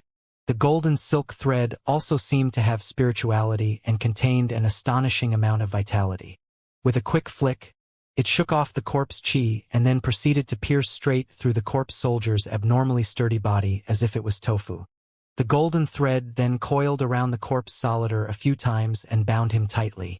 This corpse soldier instantly became terrified, but before he could take any kind of defensive action, Yang Kai released a pitch-black blade-like attack towards him. This blade did not give off any kind of energy fluctuation, but upon seeing it, the green flame-like eyes of the corpse soldier bulged as he sensed great danger from it. In a flurry, he twisted his figure and managed to avoid a hit to his vitals, allowing the black blade-like attack to instead land on one of his arms. An incredibly strange scene appeared next though, as his arm silently fell from his body. There was also a small portion of his arm missing where the cut had taken place, so the wound on his body and the fallen arm did not match exactly. Naturally, it was Yang Kai's space blade. Although the corpse soldier's physical body was unusually strong, Yang Kai's space blade was also incredibly powerful as it could swallow anything it cut into the void. The small missing section of the corpse soldier's arm had been forever exiled to the void. When Yang Kai observed this cut though, there was only a light green liquid that was leaking out and no trace of blood at all, appearing quite strange. Even so, the corpse soldier seemed to have suffered serious harm and a mournful wail escaped from its mouth, corpse chi erupting from its body and quickly engulfing it. Yang Kai was just about to finish it off, but a look of horror suddenly came over his face and with a hurried wave of his hand, the golden thread which was binding the corpse soldier flew back to him. The corpse soldier had regained his freedom and from within his shroud of corpse chi, he glared at Yang Kai fiercely before grabbing the fallen segment of his arm and transformed into a yellow streak of light, escaping at a surprisingly fast speed. Yang Kai stood somberly in place as he stared down at his golden blood thread and noticed that it had been horribly contaminated with black chi. Because he had only been cultivating his golden thread technique for a short time, Yang Kai was unable to display its full power. If he had been skillfully use it, this kind of contamination would never have occurred. Having been bound by the golden blood thread, despite having incredible strength, the corpse soldier should have been easily killed by Yang Kai. Flicking his wrist, Yang Kai withdrew the golden thread into his body and condensed his Saint Chi around it to purge the residual corpse chi. At the same time, he grabbed Yang Yen by her shoulder and chased after the corpse soldier as quick as lightning. The confrontation between Yang Kai and corpse soldier was over in the blink of an eye. So Yang Yen had yet to even react before this enemy, she regarded as quite dangerous, escaped in a panic. Only after they were already pursing it did she come to her sense and begin explaining the origins of this corpse soldier to Yang Kai. Through her remarks, Yang Kai realized that this corpse soldier was just a classification in a hierarchy of similar creatures. Just like Yin souls, corpse soldiers could only be born in environments rich in Yin Qi. When a living cultivator or creature died here, under a combination of chance and opportunity, its soul and flesh would not just wither away but instead transform into a different kind of existence. This is what a corpse soldier was. Of course, some corpse soldiers were not formed this way but were instead the result of a Yin soul reaching a certain degree of strength and sentience and then seizing the body of a living creature. This would result in a corpse soldier-like existence. Corpse soldiers could also artificially be created through evil secret arts. On Shadowed Star, there were many sects that possessed these kinds of evil arts. However, in general, the formation of a corpse soldier was far more difficult than that of a Yin soul. If the conditions were right, Any disembodied soul that didn't disperse could transform into a Yin soul. On the other hand, corpse soldiers required both the soul and flesh body to endure after death and reintegrate with one another. This significantly increased the difficulty of a corpse soldier forming. These creatures could roughly be divided into 3 levels: 100-year corpse soldiers, 1,000-year corpse generals, and 10,000-year corpse kings. Needless to say, 100-year corpse soldiers had an extremely difficult time cultivating because they were essentially undead and could not easily absorb world chi. As such, they cultivated many times slower than living creatures on average. It was not unusual for a corpse soldier that cultivated for a few hundred years to be inferior to an ordinary Saint-King realm cultivator. However, the strength of a corpse soldier was far superior to others in the same equivalent realm. This was true all the way from the initial element stage all the way to the Saint-King realm. The corpse soldier Xianxia encountered just now was an existence equivalent to the peak of the Saint-King realm. It had probably taken 700 or 800 years of cultivation for it to reach this kind of level.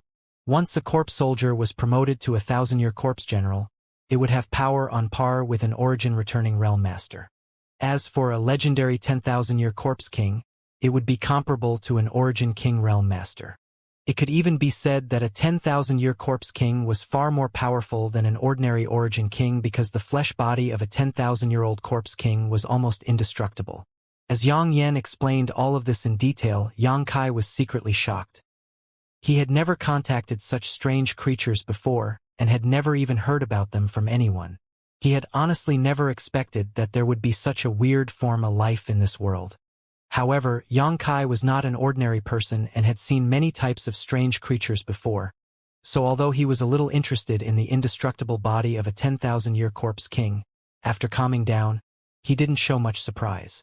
Along the way, Xianxia did not know what strange means the corpse soldier used, but in a place some 50 kilometers ahead of them, it suddenly disappeared. Xianxia released his divine sense but could not find any clues besides a faint trace of corpse chi that had been leaking from the damaged body of the corpse soldier. Following this trail of corpse chi, Xianxia and Yang Yan arrived in front of a collapsed ruin, and upon looking around, they discovered that within a range of a dozen kilometers or so, there were many crumbled buildings. Obviously, this place had been a core region of this sect, otherwise there wouldn't have been so many buildings. There are traces of spirit arrays here. Yang Yan's eyes stared at what appeared to be an open square nearby with bright eyes, a smile soon creeping onto her face. But it's just a simple illusion array, nothing difficult to crack. Xianxia gently nodded and motioned for her to do her thing. Yang Yan once again took out her strange tools, filled them with her Saint Chi, and threw them out, causing them to disappear in the next moment. After a stick of incense worth of time, the scene in front of Yang Yan distorted and soon transformed from an open square to a completely different set of ruins. Before Yang Yan could even put down her hands though, a strange blast of energy rushed towards her and Xianxia from all directions, blocking all paths of retreat. A nested array! Yang Yan called out in alarm. Xianxia responded very quickly, pulling Yang Yan behind him and summoning his purple shield, madly pouring his Saint Chi into it, and immediately creating a wall of yellow sand and wind around them. It was the sandstorm ability of the purple shield. The waves of energy attacks hit the sandstorm and were blocked by the wind and sand.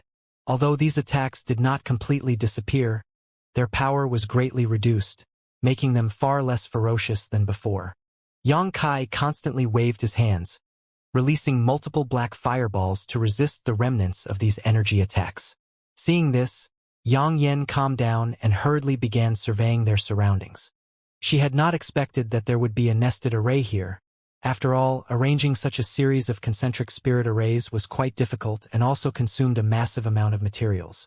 Even great sects would not easily arrange this type of spirit array. However, there was indeed such a nested array here, something which surprised Yang Yan and caused her vigilance to increase. The attacks from the second spirit array were endless, and although they were not heaven-destroying or earth-shattering in power, they were enough to put Xianxia completely on the defensive and even showed signs of overwhelming him in short order. After a moment, though, Yang Yan suddenly pointed to a small bronze gate in the ground, smirked. "Hit that!" Hearing this, Xianxia did not hesitate to release his space blade. In an instant, the space blade cut this bronze gate in half. A buzzing sound resounded all around and the attacks all quickly ceased. After waiting for a while to confirm that no more attacks were coming, Yang Kai withdrew his purple shield and looked around. He thought that the corpse soldier that had fled before would be hiding somewhere nearby, but there was nothing in sight, causing him a great deal of doubt. This doesn't make sense. This spirit array would be very troublesome even for me to crack. But the corpse soldier disappeared as soon as it entered here. It's impossible for him to be the master of this spirit array. Yang Yen frowned deeply, obviously unable to understand what had just happened. Yang Kai's wore an uncertain expression as well as he hypothesized. Could he have simply known a safe route through this spirit array? Impossible. Yang Yen shook her head decisively. Unless he was an array grandmaster before his death, he wouldn't be able to accomplish that even if he was far stronger. Of course, if he was a disciple of this sect before he died, he might be able to control the spirit array here, but he is just a corpse soldier that cultivated for a few hundred years while the ancient Yang sect was destroyed over 2,000 years ago, so it's impossible for him to be one of their disciples. Whatever the case, he must still be here. Yang Kai grinned. Not to mention, with this place being so well hidden, don't you think it might be the place we've been looking for?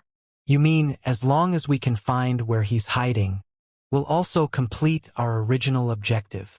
Yang Yen suddenly remembered their purpose in coming here and asked excitedly. Maybe, Yang Kai replied. The two exchanged a glance before immediately beginning to search their surroundings. After half an hour, the pair stood in front of a certain ruin. This place appeared unremarkable at first glance, but if one looked carefully, they would notice that unlike everywhere else, there were some slight distortions in space here. There was another barrier here, but this one only had some concealment ability and no offensive power.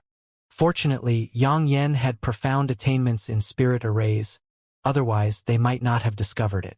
The more hidden the barrier was, the more Yang Kai affirmed his previous guess was correct. After staring at this barrier for some time, Yang Kai's expression suddenly changed and he waved his hand, summoning out the Origin King grade artifact refining furnace, tapping it with his finger, and lightning saying, "Go in and take a look around."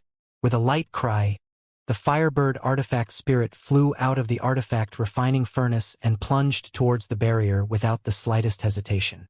When the artifact spirit touched the barrier, the surrounding space shook for an instant before the Firebird disappeared entirely. Yang Kai frowned for a moment, but after confirming that his connection with the artifact spirit still existed, he relaxed. Standing on the spot, Yang Kai carefully reviewed the information passed back to him from the artifact spirit, his expression uncertain. Only after some time did he say, "It looks like we were right, this is definitely a cave heaven, and the world energy aura inside is quite astonishing. It's likely the place we are looking for." Really? Yang Yen was overjoyed. But the corpse chi inside is also quite dense. It seems that more than one corpse soldier lives here, Yang Kai said, solemnly dignified. Yang Yen was dumbfounded and a look of hesitation appeared on her face.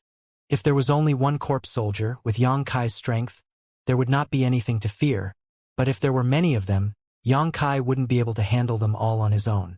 This situation required some careful consideration. It took a while for Yang Yen to finally say, "Since this is the site of the ancient Yang sect, it means that these corpse soldiers appeared after its destruction. It is very likely that many of them were disciples of the ancient Yang sect and only because of some coincidences they became like this after they died. In other words, the most powerful existence here would be a 2,000-year-old corpse general, equivalent to a second-order origin returning realm at best." A second-order origin returning realm master, Yang Kai murmured with a look of contemplation. If this was the case, he didn't need to worry. He didn't have the strength necessary to fight such a powerful corpse general. But escaping together with Yang Yen wouldn't be a problem. After a moment of contemplation, Yang Kai made a decision and gently nodded. "Then let's go in." If the only thing he noticed inside this place was the thick corpse chi, Yang Kai would surely have turned around and left. Although he wasn't afraid of a 1,000-year corpse general, avoiding an unnecessary fight would still be for the best.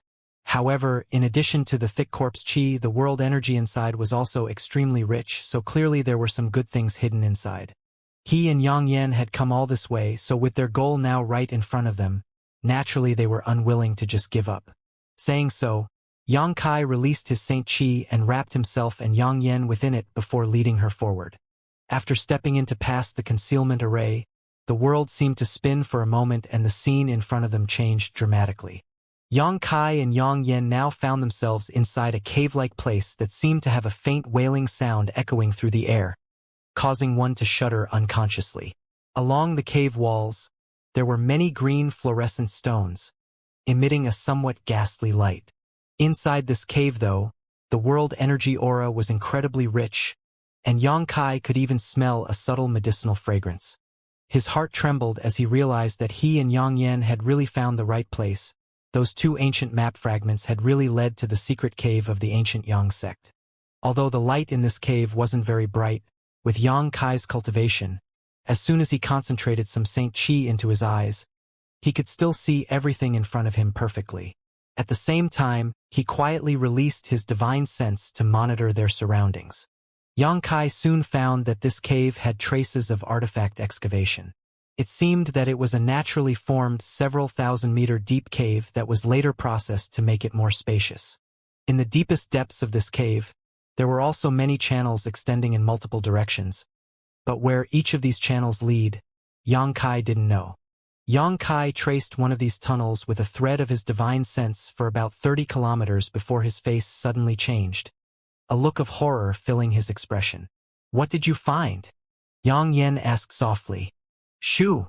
Yang Kai quickly raised his finger to his lips as he quietly withdrew his thread of divine sense, whispering to Yang Yan a moment later, "Corpse soldiers, lots of them." Yang Yan's beautiful face paled. Yang Kai quickly added, "But they seem to be in a state of hibernation. We should be fine as long as we're careful not to disturb them." "How many are there?" Yang Yan asked nervously with a pale face. "I'm not sure. I only probed one of the channels down below and found 7 or 8 corpse soldiers, but there were at least 100 channels down there. If every channel is the same as the one I probed, then this place is probably a corpse cave." Yang Yan seemed to remember something and declared, "A corpse cave." Yang Kai frowned. "And there are rumors of some special places that are able to easily give rise to corpse soldiers, and if corpse soldiers slumber in such places, they can more easily merge their soul and flesh body to obtain sentience. If this is really a corpse cave, it's a very dangerous place. I don't know if this place is a corpse cave, but the corpse chi deeper inside is indeed quite rich, and the chill in the air is also extremely potent. Those sleeping corpse soldiers were also absorbing the yin chi in the air from what I could see. If that's so, this is definitely a corpse cave." Yang Yan was startled and quickly muttered, "With so many corpse soldiers here, it's likely that only part of them were disciples of the ancient Yang sect, while another part were cultivators that were later killed and entombed here. It seems we've come to quite a terrible place. Since we're already here, there's no point in thinking too much about it."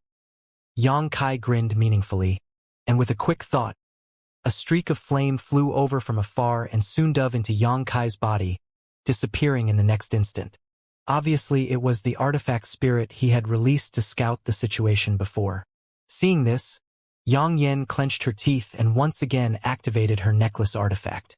This time, though, the concealment halo of this necklace not only wrapped around her, but also around Yang Kai as well. In an instant, both of their auras disappeared. The two exchanged a glance and nodded before quietly moving forward. Since the corpse soldiers down below were in a deep sleep, they weren't a cause for concern. The only thing that made Yang Kai a little worried was the Saint King grade corpse soldier he had wounded before that was still hidden somewhere. Yang Kai also didn't dare to freely investigate this place, so he was unable to find this wounded corpse soldier immediately. As the pair passed by some of the tunnel offshoots, they clearly noticed a burgeoning corpse chi as well as some non-negligible noises coming from the inside, but these noises were orderly and rhythmic, so it was obvious that without some great external shock, the slumbering corpse soldiers wouldn't awaken. Whenever passing by these tunnels, Yang Yan couldn't help moving closer to Yang Kai, as if she was subconsciously looking for some sense of security. Fortunately, Yang Yan's artifacts were all superb and the two had plenty of preparation, so no trace of their auras leaked out. While the two of them were continuing their exploration though, Deep inside the corpse cave, 3 skinny corpse soldiers were sitting cross-legged on the ground, circulating some kind of strange secret art that allowed them to inhale the surrounding white gas and strengthen their bodies. These 3 corpse soldiers all emitted auras equivalent to peak third-order Saint Kings. In a flash, another corpse soldier suddenly entered this passageway looking extremely disheveled. One of his arms had been cut off at the elbow, making him appear quite miserable. As soon as he appeared, he was noticed by the other 3 corpse soldiers who opened their eyes to look at him. In an instant, 6 ghostly green eyes flashed. "Oh, Brother Nye, how did you become like this?" One of the corpse soldiers saw his companion's broken arm and asked in surprise, "Did you encounter some kind of danger outside?" The eyes of the wounded corpse soldier flashed with anger as he grits his teeth and said, "I truly encounter some danger, and in a moment of carelessness, my arm was cut off. Such a thing actually happened." The corpse soldier who had spoken just now called out in surprise, "After so many years, did an Origin Realm cultivator enter Grand Burial Valley?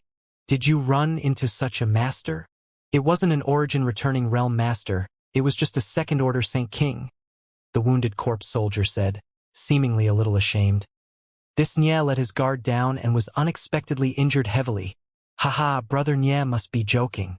If we were still humans, such an injury would be very difficult to heal, but in our current state, a cut-off arm isn't even worth worrying about. As long as you use a bit of time and circulate your corpse chi, you should be able to reattach it in short order. I'm afraid that Brother Nye's injury can't be healed so simply," another corpse soldier with long hair said in an unexpectedly pleasant-to-the-ear voice after, seemingly noticing something. This corpse soldier actually turned out to be a woman, and although her figure was somewhat distorted now, it was conceivable that before she died she was quite a beauty. "Why so?" the corpse soldier who spoke previously asked suspiciously. "If I'm not mistaken, part of Brother Nye's severed arm is missing, right?" The female corpse soldier's eyes flashed. Hearing what she said, the other 2 sitting corpse soldiers took a second look and discovered that this was indeed the case. The broken arm brought back by the wounded corpse soldier was indeed missing a segment, almost as if his arm had been cut twice by some kind of extremely sharp blade. Could a second-order Saint King really be so powerful? "Brother Nye, did you underestimate your opponent?" the female corpse soldier said with some meaning of blame. "It's not that this Nye underestimated him. It's just that the power he used was too strange. I've never encountered a technique like that before." The wounded corpse soldier recalled that black blade-like attack, and even though he was already a corpse, he couldn't stop himself from shivering slightly. If he hadn't reacted quickly enough, he would likely have died again. After his last death, he had been brought back by the corpse soldiers inside this corpse cave and had to cultivate for 100 years before regaining his sentience. He then spent centuries to achieve his current strength. If he died again, he would forever disappear. What kind of power? The other 3 corpse soldiers felt surprised and quickly asked. The wounded corpse soldier hurriedly talked about his previous encounter with Xianxia, relaying every detail he could remember without any omission or exaggerations. After listening, the female corpse soldier's body shuddered slightly as she asked, "You mean, he cut your arm off with a black blade-like attack? And the attack gave off no energy fluctuations but was able to easily slice through your body. And after getting hit by that strange attack, a part of my arm simply disappeared."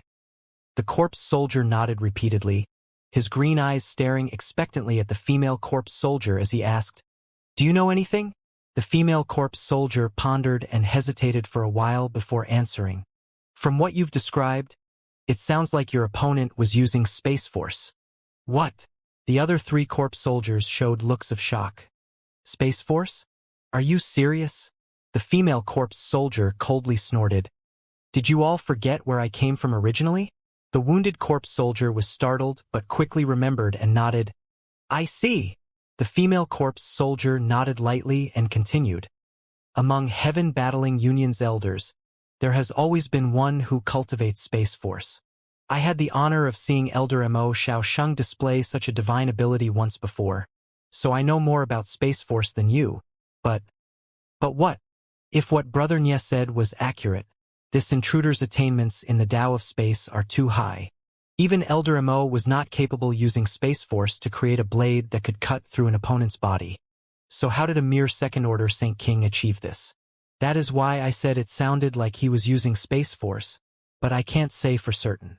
I've also heard much about Mo Xiaosheng, but all of that was from a few hundred years ago. I don't even know if he's still alive for that matter. If that little brat was really able to form a blade from Space Force, though, it would be quite terrifying no matter the circumstances. Is there any point in wondering about such things? Did you forget what kind of existences we are now? Sister Lon, I know you have some connection with Elder Mo. But if the current you were to appear in front of him, do you think he'd let you leave alive? The female corpse solider called Sister Lon heard this and her ghastly green eyes flashed, her mood becoming a bit unstable. Right, Brother Nye. When you returned, did properly cover your tracks? The corpse soldier who spoke first asked cautiously. Naturally, and even if that person finds this place, he won't be able to break the barrier protecting it. The defensive spirit array around this place was arranged by the ancient Yang sect.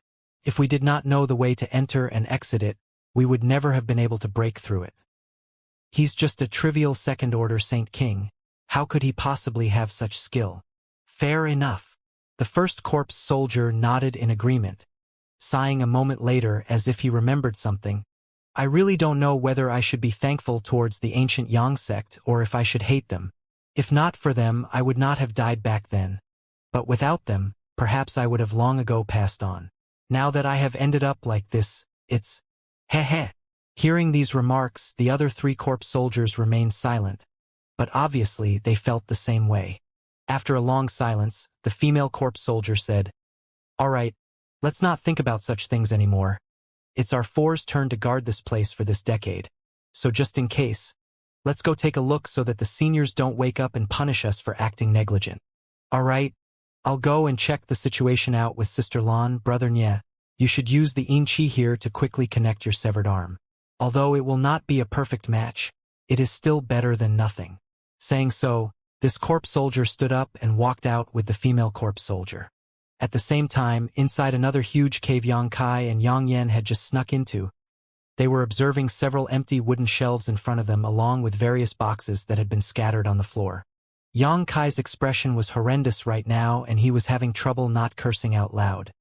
He and Yang Yen had followed a faint medicinal fragrance all the way here and after carefully determining that there were no corpse soldiers sleeping inside, had rushed inside. But how could they have known they would be greeted by such a scene? This was the place where ancient Yang sect had stored its spirit herbs. There were at least several hundred rows of wooden shelves, each one with at least 3 levels that could hold a minimum of 5 or 6 boxes next to each other. But now all these boxes were scattered about in an unorganized manner. All of the boxes had been opened and whatever contents they once held were missing. It was exceedingly difficult to find this place, and just when he was looking forward to reaping a huge harvest, this travesty had appeared in front of him. It could be imagined what Yang Kai's current mood was. There was no need to guess. These spirit grasses and spirit medicines must have been eaten by the corpse soldiers sleeping here.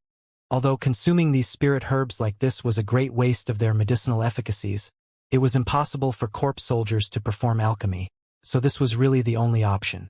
In a sense, a corpse soldier's cultivation method was similar to that of a monster beast.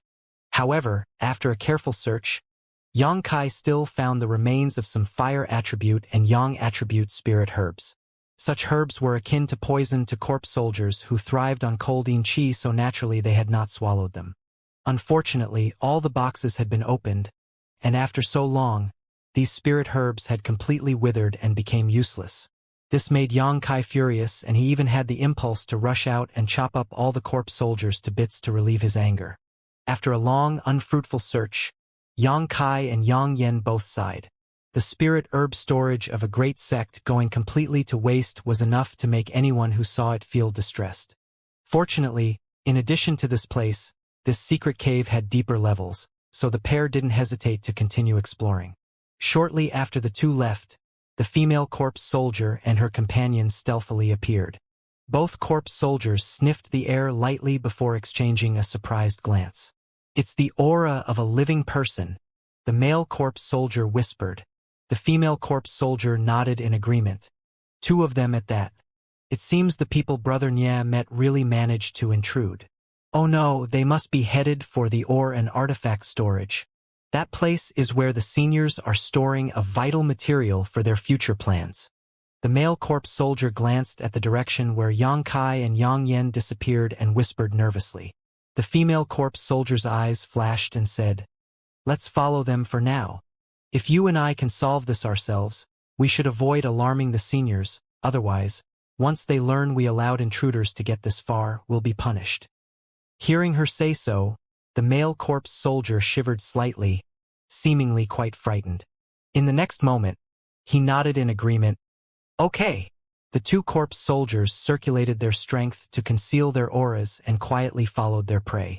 Deeper inside the secret cave, Yang Kai and Yang Yen walked between another set of wooden shelves.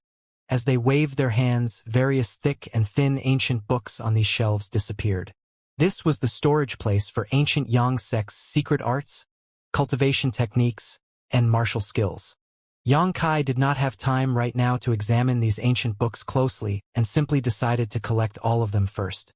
However, from the titles of some of these ancient books, Yang Kai saw that there were a large amount related to corpse refinement, allowing him to understand why there were so many corpse soldiers here. The ancient Yang sect was a great sect not inferior to Heaven Battling Union or Thunder Typhoon sect, so it was normal that they had such secret books. Presumably, some ancient Yang sect disciples or elders had cultivated these techniques which had allowed so many corpse soldiers to appear here 2,000 years later. There were many secret books and secret arts in the storage area, but they were still quickly collected by Yang Kai and Yang Yen. After making sure they had not missed anything, the two of them continued deeper into the secret cave. After a while, the two entered another secret cave and were greeted by a dazzling array of artifacts. Even with his rich net worth, Yang Kai could help but feel excited seeing this kind of wealth. There were thousands of artifacts of all shapes and sizes stored here. Weapons represented about 10% of the total, while the rest were discs, beads, various types of jewelry, flags, and other assorted designs. There were also many sets of artifact armor. On the floor of this secret cave, there was a massive spirit array that seemed to be gathering the surrounding world energy to maintain these artifacts. The effects of this spirit array were quite good. Although more than 2,000 years have passed, most of the artifacts stored here were still shimmering, so it was obvious that they had not lost their spirituality.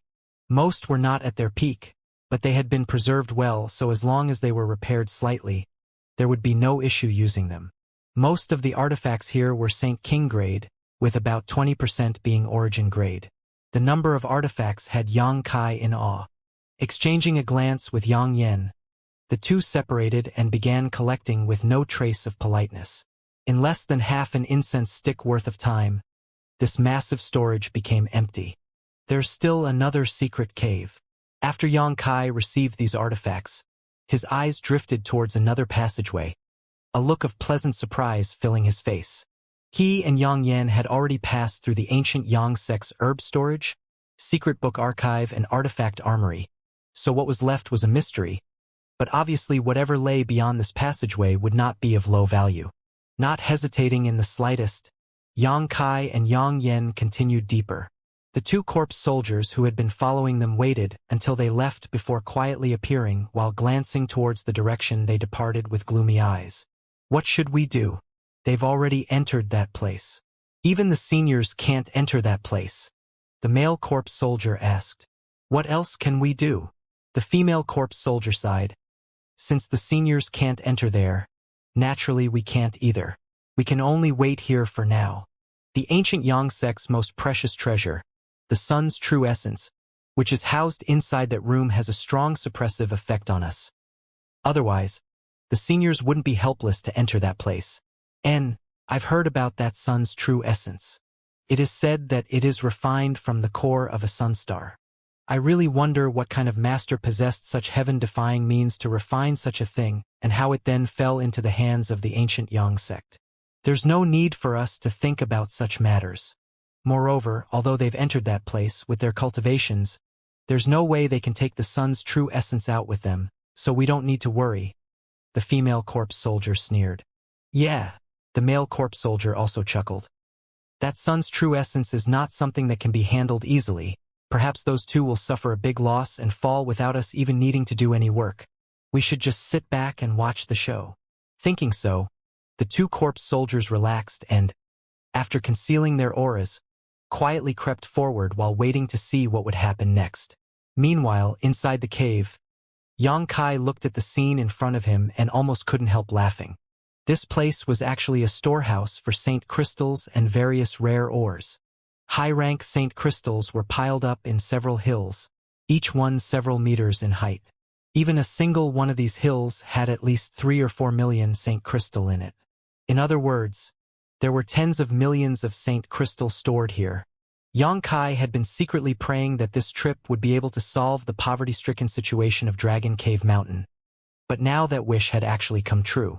He and Yang Yen looked at each other, and both saw the deep surprise in each other's eyes. Not rushing out to collect these hills of Saint crystals, the two of them instead turned their attention to a certain jade pillar. This jade pillar was a pure snow-white color and was exuding a profound chill that made this entire secret cave quite cold. It was clear at a glance that this jade pillar was an extraordinary treasure. On top of this jade pillar were 4 space rings and a strange or that was surrounded by a thin energy barrier. Walking up to this jade pillar and examining it carefully, Yang Yen whispered in a solemn manner, It really is a 10,000-year ice jade. 10,000-year ice jade. Xianxia's eyes bulged as he anxiously asked, Are you certain? This is no doubt about it. It's a 10,000-year ice jade. I wouldn't mistake it for something else. Seeing her confident expression, Xianxia was naturally convinced. But for a time his eyes still flashed with surprise and astonishment. Ice jade was rare treasure, and 10,000-year ice jade was extremely rare even among ice jade. If an ice attribute cultivation used 10,000-year ice jade to refine a personal artifact, it would allow them to more efficiently transform world energy and increase their cultivation efficiency. But 10,000-year ice jade's uses didn't end there. If an ice attribute artifact had some 10,000-year ice jade added to it, it could increase its power by at least 30% and could even allow such an artifact to release a frigid aura that could freeze an opponent's body and soul. It was a supreme ice attribute treasure. 10,000-year ice jade was known as one of the 3 great profound jades, and a fist-sized piece of it would sell for a fortune. With such a big piece of 10,000-year ice jade in front of him, how could Xianxia not be surprised? But what truly shocked him was that this 10,000-year ice jade was actually just a pedestal for the 4 space rings and the strange piece of or placed above it. The 4 space rings were unremarkable and were probably just placed atop this pillar randomly. But the strange-looking melon-sized ore was definitely a valuable treasure. Otherwise it wouldn't have been protected by its own barrier. Xianxia glanced at Yang Yen quietly and found that she really was wearing a dignified expression. While observing this piece of ore, she never spoke, as if even she didn't know what it was, surprising Xianxia greatly. Let's take a look at these 4 space rings first. Xianxia waited for a long time, but still didn't see any reaction from Yang Yen, so he made such a proposal and reached out to pick up the rings. After sweeping the contest with his divine sense, Xianxia gently nodded. Unsurprisingly, these 4 space rings were half filled with Saint crystals and half filled with rare ores. Needless to say, the amount of Saint crystals was enormous while the ores were actually rarer and more precious than the ones stored outside. Xianxia tossed the rings to Yang Yen, who swept them herself and nodded happily. Great! With these things, I can refine the treasure I've been planning to. What treasure? Xianxia asked curiously, wondering just what kind of treasure Yang Yen was so focused on refining. It's a secret for now, but when the time comes I may need to borrow your strength. Yang Yen grinned and returned the space rings. Xianxia glanced at her but didn't ask anymore. After putting away the rings, he turned his attention back to the jade pillar's barrier and asked, Can you open this? I can. Yang Yen gently nodded. But are you sure you want to open it? I don't know why, but I feel a dangerous aura coming from this thing. You also feel it? Xianxia was surprised. He had thought it was just an illusion, but now Yang Yan's intuition was telling her the same thing as his. Immediately, Xianxia's expression became solemn. Anything that could make him feel a sense of unease just sitting in front of him was no doubt very dangerous. but at the same time it was obviously incredibly valuable. Yang Yan didn't speak as she continued staring at the melon-sized stone in front of them intently, only after some time nodding, "Let's open it. I believe that even if it is dangerous, we should be able to defend ourselves. If we were to just give up after coming this far, it would be too much of a waste." Saying so, she took out her array-breaking tools and got to work. Seeing this, Yang Kai immediately became vigilant and condensed his Saint Qi, preparing to act at a moment's notice. After thinking for a while, Yang Kai released the stone puppet as well and sent it a command with his divine sense. The stone puppet immediately rushed to the saint crystals and other rare ores and began inhaling them. The structure of the stone puppet's body was truly mysterious. Although the stone puppet looked quite small, its stomach seemed to contain infinite space, and in the blink of an eye it had already swallowed half a hill of saint crystals. Yang Kai had asked Yang Yan about this before, and from her learned that the stone puppet itself had an innate ability to devour ores and evolve. Most of the ore swallowed would be spit back out, but it would absorb part of them and their essence to enhance itself. Additionally, the stone puppet would take on some of the characteristics of the ore it swallowed after absorbing them. Coincidentally, among the first ores the stone puppet devoured after it was born were space spirit crystals that contained large amounts of space force. It was probably because of this that the stone puppet's stomach capacity had increased exponentially. Otherwise, even if an average stone puppet had the innate ability to devour large quantities of ore, it would not have been so exaggerated. The stone puppet devoured the saint crystals and ores extremely quickly, so Yang Kai didn't need to pay any attention to it, instead focusing his attention on Yang Yan's actions.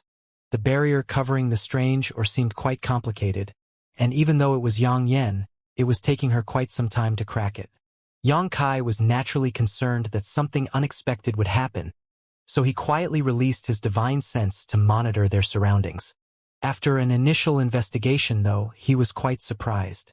Just outside, in the secret cave that the two had swept clean a moment before, there were two faint corpse chi auras hiding themselves. Although they were concealed quite well, with Yang Kai's powerful divine sense he was still able to detect them. What comforted Yang Kai was that these two corpse soldiers were only equivalent to third-order Saint Kings, and they didn't show any signs of aggression. In fact, these two were just staying in place, motionless. As long as they didn't interfere, Yang Kai was disinclined to manage them, so he simply pretended not to notice anything while silently monitoring their movements as Yang Yan continued her work. For Yang Kai, as long as they could sweep away everything here, this trip would be a success. At that time, he could just take Yang Yan away with him by tearing space, so even if he alarmed the countless corpse soldiers here, he could escape with ease. Before arriving on Shadowed Star, Yang Kai hadn't dared to bring along another person as he tore space. After all, the Void was an extremely unstable and hostile environment, and accidents were likely to occur when transitioning to and traveling through it. He could cope with these dangers if he was alone, but he couldn't guarantee he could keep another person safe if he took them with him. But now, his understanding and comprehension of the Tao of space had improved dramatically, so taking another person with him across 1,000 kilometers wasn't a problem anymore. With such confidence, Yang Kai naturally was not afraid of anything. The barrier that surrounded the strange ore atop the jade pillar remained radiant even as Yang Yan worked on it. But if one looked closely, they would notice that slight ripples were now occurring across its surface. At the same time, the barrier began stretching and contracting, sometimes expanding and sometimes shrinking, making for quite an odd sight. This time, unlike with all the previous spirit arrays she had cracked along the way, Yang Yan's expression was particularly solemn and a touch of red filled her cheeks, indicating she was somewhat strained. As time passed, the light barrier began to distort more obviously, and even Yang Kai could tell that it was on the verge of breaking. Suddenly, Yang Yan muttered seriously, "Be careful." As soon as she spoke these words, the barrier broke, and at the same time, a pure fire attribute aura that shocked both Yang Kai and Yang Yan greatly burst from the strange ore.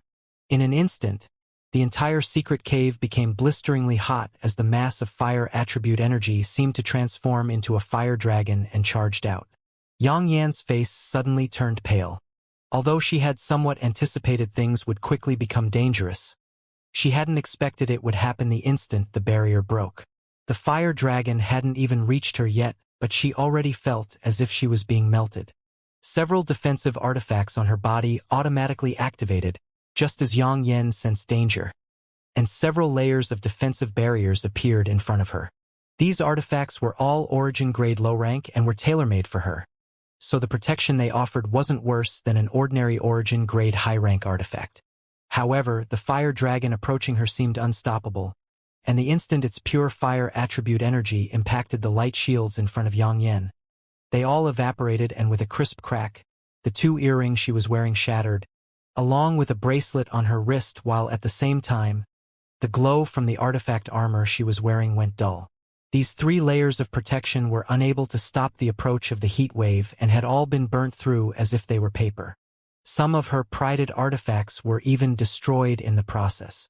The moment the 3 defensive artifacts Yang Yen had tailor-made for herself were destroyed, she couldn't help letting out a panicked scream. At that moment, a huge hand grasped her shoulder and dragged her back. Simultaneously, a figure moved in front of her wearing a dignified expression. Solemnly, Yang Kai waved his hand and sent out 2 giant black fireballs to intercept the fire dragon. Yang Kai had already changed the nature of his demonic flame from pure hot to pure cold. But the instant these fireballs impacted the fire dragon, they were annihilated. Yang Kai's complexion changed, and while he hurriedly retreated, a crisp cry rang out from his body. In a flash of light, the Firebird artifact spirit leapt out and grandly spread its wings, growing to nearly 10 meters in width as it sprayed out a fiery red blast of light towards the approaching fire dragon.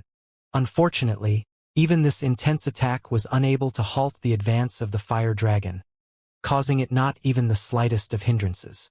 The fire dragon seemed like an unstoppable force, and every type of defense Yang Kai put up would be torn through easily. The Firebird artifact spirit's eyes flashed an almost human-like light as a look of horror filled its face, but immediately after, a violent determination filled its aura as it shrank back down and transformed its entire body into a ray of light that shot out to meet the fire dragon. The dragon roared and the artifact spirit cried as the 2 clashed inside the secret cave in a blazing exchange. After the artifact spirit rushed into the fire dragon's body, it finally slowed its advance, but only a moment later, the artifact spirit let out a pained cry and fled back out of the fire dragon, swiftly disappearing into Yang Kai's body. Yang Kai's complexion changed greatly. He had already refined the Origin King grade artifact refining furnace, so he could naturally sense the state of the artifact spirit. This Origin King grade artifact refining furnace had been heated inside the Earth Lung fire pond for tens of thousands of years in order to form the artifact spirit. Yet it had been severely damaged by the fire attribute energy of this fire dragon. How could Yang Kai not be shocked? The fire attribute energy the artifact spirit formed from was already extremely rich and pure, so what had this fire dragon been born from that it could cause severe trauma to the artifact spirit, which was of the same attribute. However, although the artifact spirit was injured, the fire dragon seemed to have also been weakened greatly. Its color had not only dimmed considerably, but its size had also been greatly reduced. Even so, with a shake of its head, it once again rushed towards Yang Kai, as if vowing to never give up until it burnt him and Yang Yen to ashes. On the other hand, Yang Kai's expression became calm, and a mysterious wave of power pulsed from his body. Reaching out with both his hands, Yang Kai seemingly grabbed the space in front of him, and as he grits his teeth hard, ripped it apart. Instantly, a bottomless black hole that seemed capable of swallowing everything in existence appeared, and as Yang Kai continued pulling on it, this void tear continued to expand. As soon as this void tear took shape, the fire dragon plunged inside it. Space distorted greatly as the void tear became extremely unstable, as if it would collapse at any moment. Yang Kai snorted and, using all the space force he could generate, he reinforced this void tear so it would not instantly be destroyed. After 3 breaths, the fire dragon completely vanished into the void, and at the same time, this void tear fractured like the surface of a cracked mirror and broke apart. Standing in place, Yang Kai gasped for breath while Yang Yen, who he had been shielding, shivered in fright. But after the disaster had passed, Yang Yen seemed to think of something, and as she stared towards the strange stone, her beautiful eyes trembling violently as she covered her mouth and uttered hoarsely, Sun's true essence? Yang Kai's face twitched, as if he had heard something unbelievable while his eyes flashed brilliantly. What was strange, however, was that after the fire dragon was swallowed up by the void, this thing that Yang Yen called Sun's true essence once again became plain and unremarkable. Yang Kai couldn't even feel any burning power from it, as if it had become an ordinary stone people would flat out ignore if they saw it on the roadside. However, there was no time to think about such things at the moment. Yang Kai and Yang Yen had snuck into this place secretly, and although they had been followed by 2 corpse soldiers, those 2 seemed to have no intention of blocking them. But now, the violent exchange must have woken up the slumbering corpse soldiers. Releasing his divine sense, Yang Kai's face sank as he easily confirmed his guess. The corpse soldiers hibernating in the forked caves had mostly woken up, and many different corpse chi fluctuations were now rapidly approaching. At the same time, a dull roar came from further underground. This roar was like that of a fierce beast and contained a potent, angry, malevolent aura. Just this roar alone caused Yang Kai's soul to vibrate and his eyes to go bloodshot as violent impulses welled up in his heart. The corpse soldiers who were rushing over heard this low roar and, as if they had received some kind of order, returned a low roar of their own that echoed throughout the entire cave network. Immediately after, these corpse soldiers began racing over even faster than before. In an instant, cries and howls that made one's skin crawl rang out from all directions. The corpse soldiers that had been secretly following behind Yang Kai and Yang Yen no longer hid themselves and stood openly at the entrance to the secret cave, glaring as they bared their cold, gleaming fangs. Yang Yen saw all this and her heart sank, her face going completely white. However, these 2 corpse soldiers didn't seem to have any immediate intention to rush inside. Instead, they were just glaring at Yang Kai and Yang Yen while secretly observing the piece of Sun's true essence, their eyes filling with fear each time they glanced at it. The originally peaceful Sun's true essence suddenly began emitting a terrifying fire aura the moment the corpse soldiers appeared. However, it didn't release this fire attribute energy in any way, as if so long as the corpse soldiers didn't approach, it wouldn't act. Seeing this, Yang Kai was overjoyed and quickly reached out to grab this piece of Sun's true essence. Releasing a massive amount of his Saint Chi, Yang Kai wanted to wrap up the Sun's true essence to put it into his space ring, when Yang Yen hurriedly shouted, "Don't!" Yang Kai was stunned, but he immediately realized what was wrong. In the instant that his divine sense and Saint Chi contacted the Sun's true essence, they were incinerated, causing Yang Kai to stumble backwards several steps as he stared at this melon-sized object in terror. He wasn't able to move the Sun's true essence into his space ring at all. Seeing this, the 2 corpse soldiers standing at the door and scrupulously showed a grin, the female corpse soldier even shouting, "Daring to break into our corpse cave and even having ideas about our Sun's true essence. Just wait for the seniors to come and see what fate awaits you." The male corpse soldier also taunted, Now, these 2 will soon become our companions. Sister Lan should speak a little more kindly. After all, we'll all be family in the future." The female corpse soldier coldly snorted, "Why do I need to treat them politely? Transforming into corpse soldiers and obtaining sentience will take them at least 100 years, if they're even successful. If they fail to become one of us, they'll just turn into our food." The male corpse soldier pondered a little and nodded. "Fair enough. There really isn't any need for us to be polite with them." These 2 were openly mocking Yang Kai and Yang Yen. Yang Kai didn't have any intention to respond to them. Since the other party didn't dare to enter this place, he didn't need to waste time killing them. On top of that, the fight just now had already alarmed the entire corpse cave, and from these 2 corpse soldiers' conversation, it was clear that corpse general-level existences were on their way. The most important thing right now was to find a way to take away the Sun's true essence. Yang Kai couldn't help turning his eyes to Yang Yen, but seeing that Yang Yen was also in a state of utter frustration, he couldn't help feeling his heart sink. Yang Yen naturally knew a method of taking away the Sun's true essence, but it would require quite a bit of time and effort to implement. Wanting to use a space ring to carry this treasure was impossible, but as Yang Yen was trying to find another option, the same deep roar which had emanated from down below once again resounded, and a terrifying coercion and pressure enveloped the secret cave. Third-order origin returning realm. Yang Kai felt the force of this pressure and his face changed dramatically. The situation here was quite different from what he and Yang Yen had expected. Previously, he and Yang Yen estimated that even if a corpse general was present, it would at most be 2,000 years old. Based on the difficulty of using corpse chi to cultivate over 2 millennia, it would already be quite impressive if a weak second-order origin realm corpse general had emerged. So now that corpse general equivalent to a peak third-order origin returning realm master, only one step away from becoming a corpse king, had appeared, how could Yang Kai not be shocked? Thinking about it for a moment, though, Yang Kai realized that the existence of this corpse cave had likely accelerated the cultivation of this corpse general. Even if Yang Kai used all of his means, it would be impossible for him to oppose such a powerful opponent, much less protect Yang Yen in the process. Was the only option to immediately flee.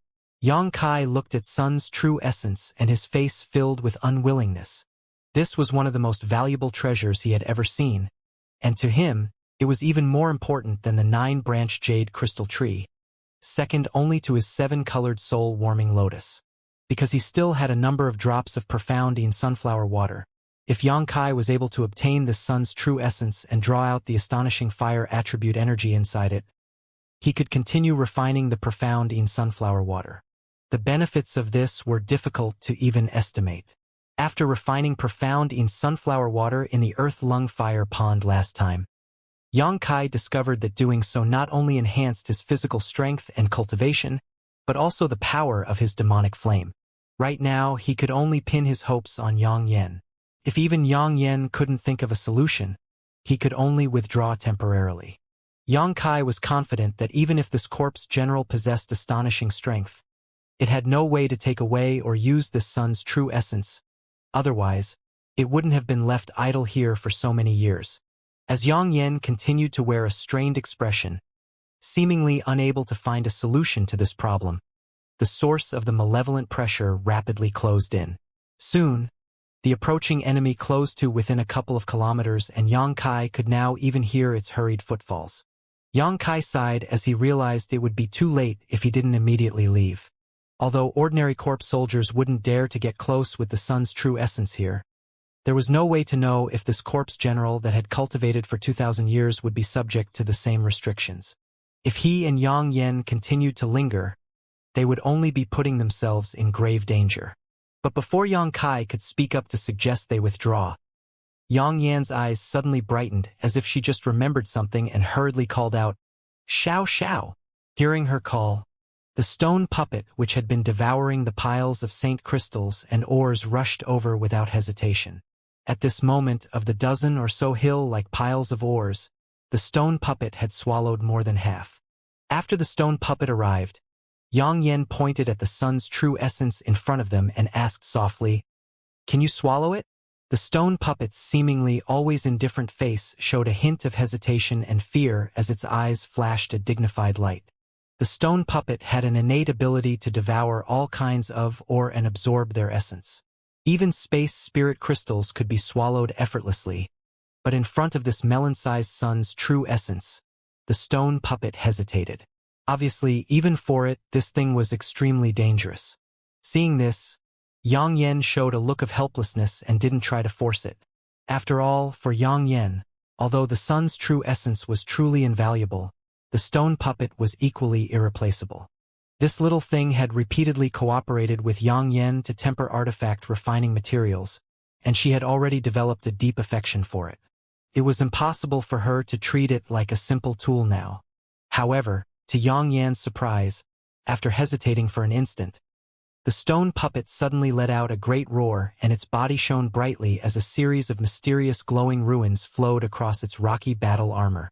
The stone puppet's aura underwent a rapid and dramatic change, suddenly giving off an incredibly sturdy feeling, as if nothing in this world could harm it. Both Yang Kai and Yang Yen were dumbfounded, neither of them having expected the stone puppet to possess such an ability. The mysterious runes only appeared for a moment before sinking into the stone puppet's body. At the same time, its battle armor-like skin now shimmered brilliantly and looked extremely powerful. A crackling sound came from all the joints of the stone puppet, and under the stunned gazes of Yang Kai and Yang Yen, its tiny body grew to 10 meters in height. In a few giant steps, the stone puppet arrived in front of the sun's true essence and stretched out its big hand, grabbing the rock with a dignified expression. A terrifying ray of fire leapt out from inside the sun's true essence and transformed into a fire snake that struck towards the stone puppet's approaching hand. The stone puppet flashed a strange grin and used its giant hand to grasp this fire snake and seemingly easily crush it, scattering a dazzling light in all directions. Even so, Xianxia noticed that the stone puppet's big hand had slightly melted, shocking him greatly. Without the hindrance of the fire snake, the stone puppet directly grabbed the melon-sized sun's true essence, opened its mouth wide, and swallowed it.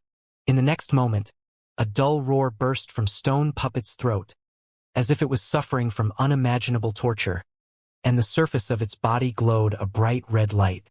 The runes surfaced on its mighty battle armor again and rapidly began bursting, changing into a mysterious kind of strength that poured back into its body and suppressed the terrifying heat. Completing all this, the stone puppet's body shrank down again, and in a flash, it returned to its original look. Without any hesitation, Xianxia took the stone puppet into his black book space. He had previously experienced the horrifying power of the sun's true essence, so he hadn't dared to put it into his black book space at will. But now that the stone puppet had swallowed it, this was the natural choice. What happened here was not missed by the two corpse soldiers standing at the door, who had been constantly observing Xianxia and Yang Yan.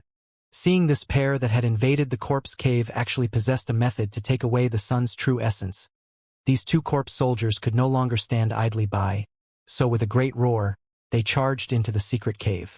The female corpse soldier's fingernails released a dark glow as they extended, and her hair shot out like snakes to grab Xianxia. At the same time, the male corpse soldier inhaled deeply before spewing out a cloud of corpse chi that flew over to engulf Xianxia and Yang Yan. Xianxia just coldly snorted, and with a flick of his wrist, a golden thread flew out towards the female corpse soldier, while he simultaneously waved his other hand to release a black blade-like attack towards the male corpse soldier. A space force blade. The male corpse soldier had already learned about some of Xianxia's methods from his companion.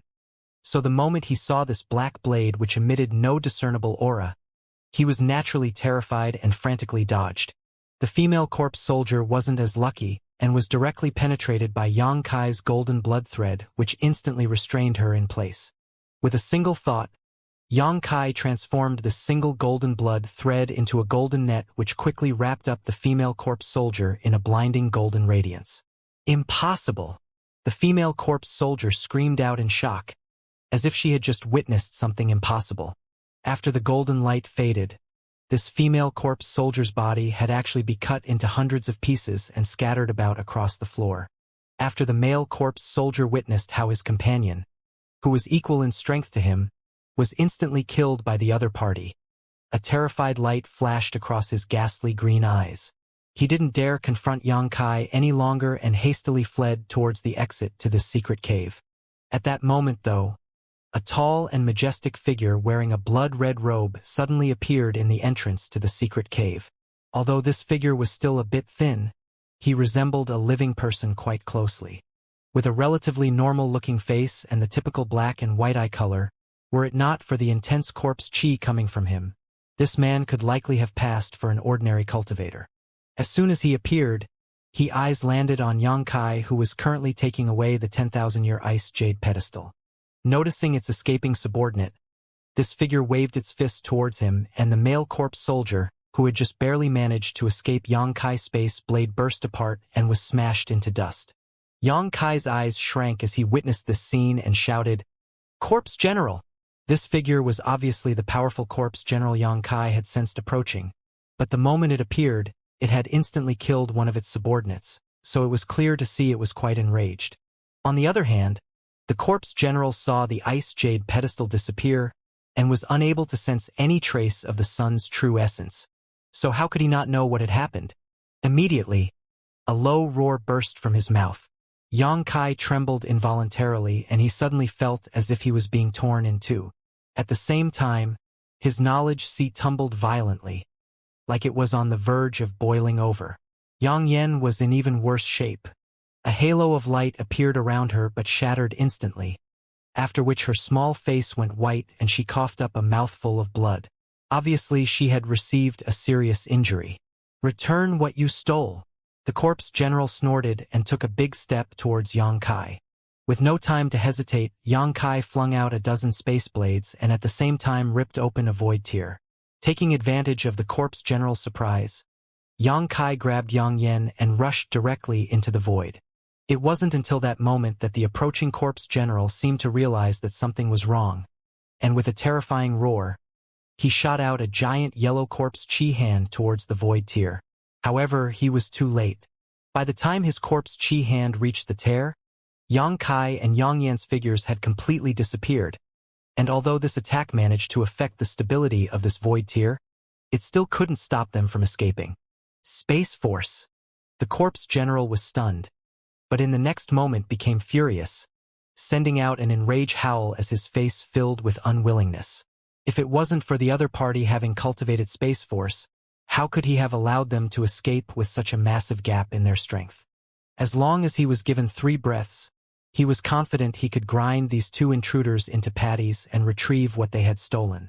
Shortly after, other figures appeared in secret cave, all of them looking around the now half-empty room somberly. Each of these figures exuded an aura not inferior to the first corpse general who had arrived here. They were all peak origin returning realm masters, 4 of them in total. Other corpse generals who were equal to second-order origin returning realm masters also soon arrived, making the entire secret cave quite a bustling scene. "Where's the sun's true essence?" One of the corpse generals dressed in azure robes glanced at the spot where the jade pedestal originally stood and asked. "It was taken away." The first red-clothed corpse general who rushed here replied angrily. "What? The sun's true essence was taken away?" The other 2 peak-level corpse generals shouted in disbelief. Was the person who came a peak origin returning realm master? But just a moment ago I only detected a second-order Saint King. It really was just a second-order Saint King. As for how he took away the sun's true essence, I don't know, the red-robed corpse general replied. "You couldn't stop a trivial second-order Saint King? Junior brother Long. Did you rot after sleeping for so long?" The azure-robed corpse general looked at the former with a sneer. The red-robed corpse general simply glanced over at this man and replied indifferently. The other party cultivated the Tao of space, and it seems his attainments in it are extremely high, allowing him to directly tear space and flee. Does senior brother Mo think he could have stopped him if he were here? The Tao of space? Tore space. Impossible!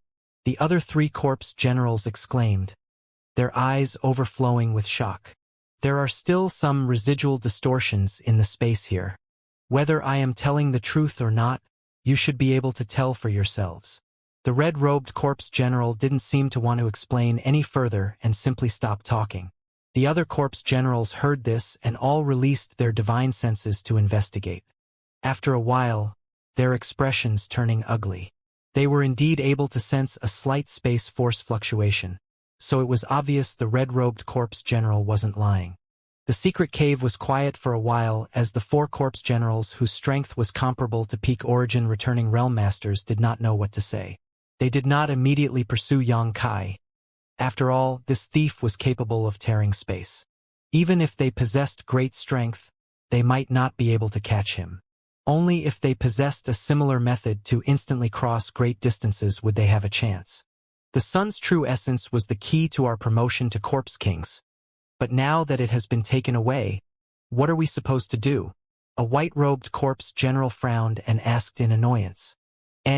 Without the sun's true essence, how are we supposed to continue our corpse refinement art and reach the Corpse King stage, achieving immortal and indestructible bodies? The final black-robed corpse general asked, a fierce light flashing across his eyes, seemingly unwilling to just let Yang Kai escape. Indeed, even if he is proficient in Space Force, we can't just let him go. I'll go now and capture him. The azure-robed corpse general clenched his teeth, stomped his feet, and turned around, as if he really intended to pursue Yang Kai. Senior brother Mo, could it be you've forgotten about Star Emperor Mountain? Although 2,000 years have passed, If we leave this place at this time, it will draw those monsters' attention. Furthermore, since that person is proficient in Space Force, will we even be able to catch up to him now? The white-robed corpse general quickly stopped him. Hearing the name Star Emperor Mountain, the other 3 corpse generals couldn't help narrowing their eyes, a mixture of fear and hatred flashing across their faces. The azure-robed corpse general also stopped in place. The white-robed corpse general suddenly chuckled at that moment. Although the sun's true essence has been lost, that might not necessarily be a bad thing. What? The azure-robed corpse general looked at him in amazement. Do senior brothers know why our ancient Yang sect put this piece of sun's true essence here? The white-robed corpse general smiled meaningfully and asked, "Does junior brother Kong know?" The white-robed corpse general didn't explain right away, but instead glanced over at the location where the ice jade pedestal had stood and said, "I was never quite certain about this matter, but now I am at least 80% sure. Senior brothers should take a look over there to see if they can feel anything." Hearing this, the other 3 corpse generals exchanged a glance before releasing their divine senses to carefully investigate.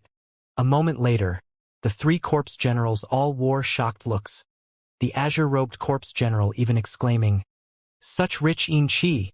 It looks like it has been sealed off somehow and is now only slightly revealing itself.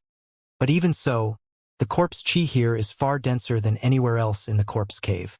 The red-robed and black-robed corpse generals did not speak but showed equally surprised expressions on their faces. Obviously, this rich yin qi was extremely important to them. The 3 corpse generals quickly turned their attention back to the white-robed corpse general, the azure-robed one asking, "Junior brother Kong, you are the only direct descendant of our honored master? Do you know something? If so, don't keep your senior brothers in suspense." Yes, junior brother Kong. Although the 3 of us are older than you, how could we compare with your understanding of the sect's secrets? When the sect was destroyed, all of us were mere Saint Realm cultivators. If not for junior brother bringing us here to hide, I'm afraid we would have long ago perished. Even the red-robed corpse general, who seemed to be the most recalcitrant, turned to the white-robed corpse general with a softened look, showing an expectant expression. The white-robed corpse general just chuckled lightly. The matters of the past should be left in the past. The several senior brothers don't need to care about them so much. The reason why I brought all of you here was because it was the sect master's orders, a last-ditch attempt to preserve some of the ancient Yang sect's heritage. When these words came out, the expressions of the 4 corpse generals all dimmed. Although they had indeed managed to preserve the last remnants of the ancient Yang sect, the 4 handsome and heroic sect brothers had degenerated into such a state, so they couldn't help questioning if they had actually fulfilled the hopes of their sect master. After a moment of silence, the white-robed corpse general composed himself and continued, "At that time, my strength wasn't very high, and although my father was the sect master, I was not qualified to know many of the sect's core secrets. However, I once heard my father and mother talking about this secret cave, and at that time they said that there was an underworld well spring sealed here." An underworld well spring? The 3 corpse general heard this and could not help calling out in alarm. "Indeed," the white-robed corpse general nodded solemnly. "In the past, we obviously wouldn't have known what an underworld wellspring was, but I assume senior brothers all understand now, right?" "Naturally," the azure-robed corpse general nodded with a dignified expression. "Underworld wellsprings are rumored to be entrances to the underworld, and are the most coveted holy lands for existences like us. No wonder a corpse cave formed here. It turns out there was actually an underworld well spring," the black-robed corpse general murmured thoughtfully. "In order to seal this underworld well spring, one of our ancient Yang sect's former sect masters somehow obtained a piece of sun's true essence and used its scorching sun's true fire to suppress it. This method on its own could be considered quite good, but in order to store the sun's true essence absolutely safely, some later generation sect master spent a huge price to refine that 10,000-year ice jade pedestal and placed it here. It could be said that this matter is one of the sect's biggest secrets that only the sect master and a few select elders were eligible to know." After the white-robed corpse general finished, he smiled and said, "Although I heard a few words about this many years ago, I didn't understand much about them. On top of that, with the sun's true essence sealing this place, we were unable to even get close to it, so I never bothered telling senior brothers. I hope senior brothers won't blame me. Ha ha ha. The azure-robed corpse general laughed heartily before patting the white-robed corpse general's shoulder heavily. How could junior brother ask such a thing? We 4 brothers are already family. How could we blame you? Not to mention, even if you had told us about this matter, there wouldn't have been anything we could have done about it. But now it seems there really is an underworld wellspring here. Indeed, just the yin-chi which is leaking from the seal is already so strong, so if we were to completely open it, wouldn't we be able to obtain endless benefits? With the help of this underworld wellspring, it should not be impossible for us to reach the Corpse King level, and this method is far safer than the corpse refinement art we were originally planning to use. Exactly. None of us have attempted to cultivate the last part of the corpse refinement art, but having to rely on an item as dangerous as that sun's true essence is really quite daunting. Originally, I didn't approve of us continuing to try to advance our cultivation, but now all our problems are solved. It seems we should be thanking that kid who took away the sun's true essence. The red-robed corpse general, who had been silent for a long, suddenly said thoughtfully, I always wondered why the sect practiced corpse refinement and why Elder Lu possessed several extremely powerful corpse puppets, but now it makes sense. It seems it was all because of this place. The several corpse generals pondered for a moment before nodding in agreement. The azure-robed corpse general soon waved his hand. Good. Now that we know there is an underworld wellspring here, our first priority should be to find a way to break its seal. Presumably, without the sun's true essence suppression with our current strength, it should not be difficult to break this thing. Before we begin, though, we need to make we are not disturbed by outsiders again. Otherwise, if someone becomes aware of our sect's survival, word may reach Star Emperor Mountain's ears. That's easy enough to solve, just let them go clean up the area. In any case, the outside world's powerhouses don't know anything about the situation here. As long as we don't act too overtly, there shouldn't be any big problems. The red-robed corpse general sneered before turning his head to look at the large number of corpse soldiers and corpse generals that had at some point arrived here and were standing around in a dense formation. Each of these corpse soldiers and corpse generals had a rich malevolent aura, and their green eyes, though eerie, were still filled with a sharp light, clearly indicating that they possessed a substantial level of sentience. Several top-ranking corpse generals immediately issued a series of orders, after which the corpse soldiers and corpse generals began flooding out of the corpse cave in groups of 3 to 5, all of them headed to clean up various important locations inside Grand Burial Valley. While the 4 corpse generals were talking, however, 1,000 kilometers away, a black crack in space appeared. This rough and crooked crack was clearly quite unstable. A moment later, a figure emerged from it, quickly followed by another. Almost at the same time the second figure emerged, the void tear suddenly disappeared. Yang Kai turned his head back to the closed void tear with a look of lingering fear. Although he was able to successfully bring Yang Yen and flee 1,000 kilometers away by tearing space at the last moment, the attack of the corpse general in red still affected the stability of the void tear, nearly causing him and Yang Yen to become forever lost in the void. If it were not for his comprehension of the Tao of space having improved dramatically in recent years, even if he had been able to escape, Yang Yen would certainly have died. Yang Yen was unaware of the danger she had just been in, but Yang Kai had a cold sweat dripping down his back as he secretly decided that the next time he wanted to bring someone else along with him using this method, he had to first reach a position where the enemy wouldn't be able to interfere, otherwise the risk would be far too great. Additionally, Yang Kai was not sure if it was his imagination or not, but before leaving the corpse cave, he felt an unusual aura coming from the place where the 10,000-year ice jade pedestal had stood. Shaking his head, Yang Kai did not think too deeply about it. Escaping from a peak-level origin returning realm master was fortunate enough, and this trip had also resulted in a huge harvest.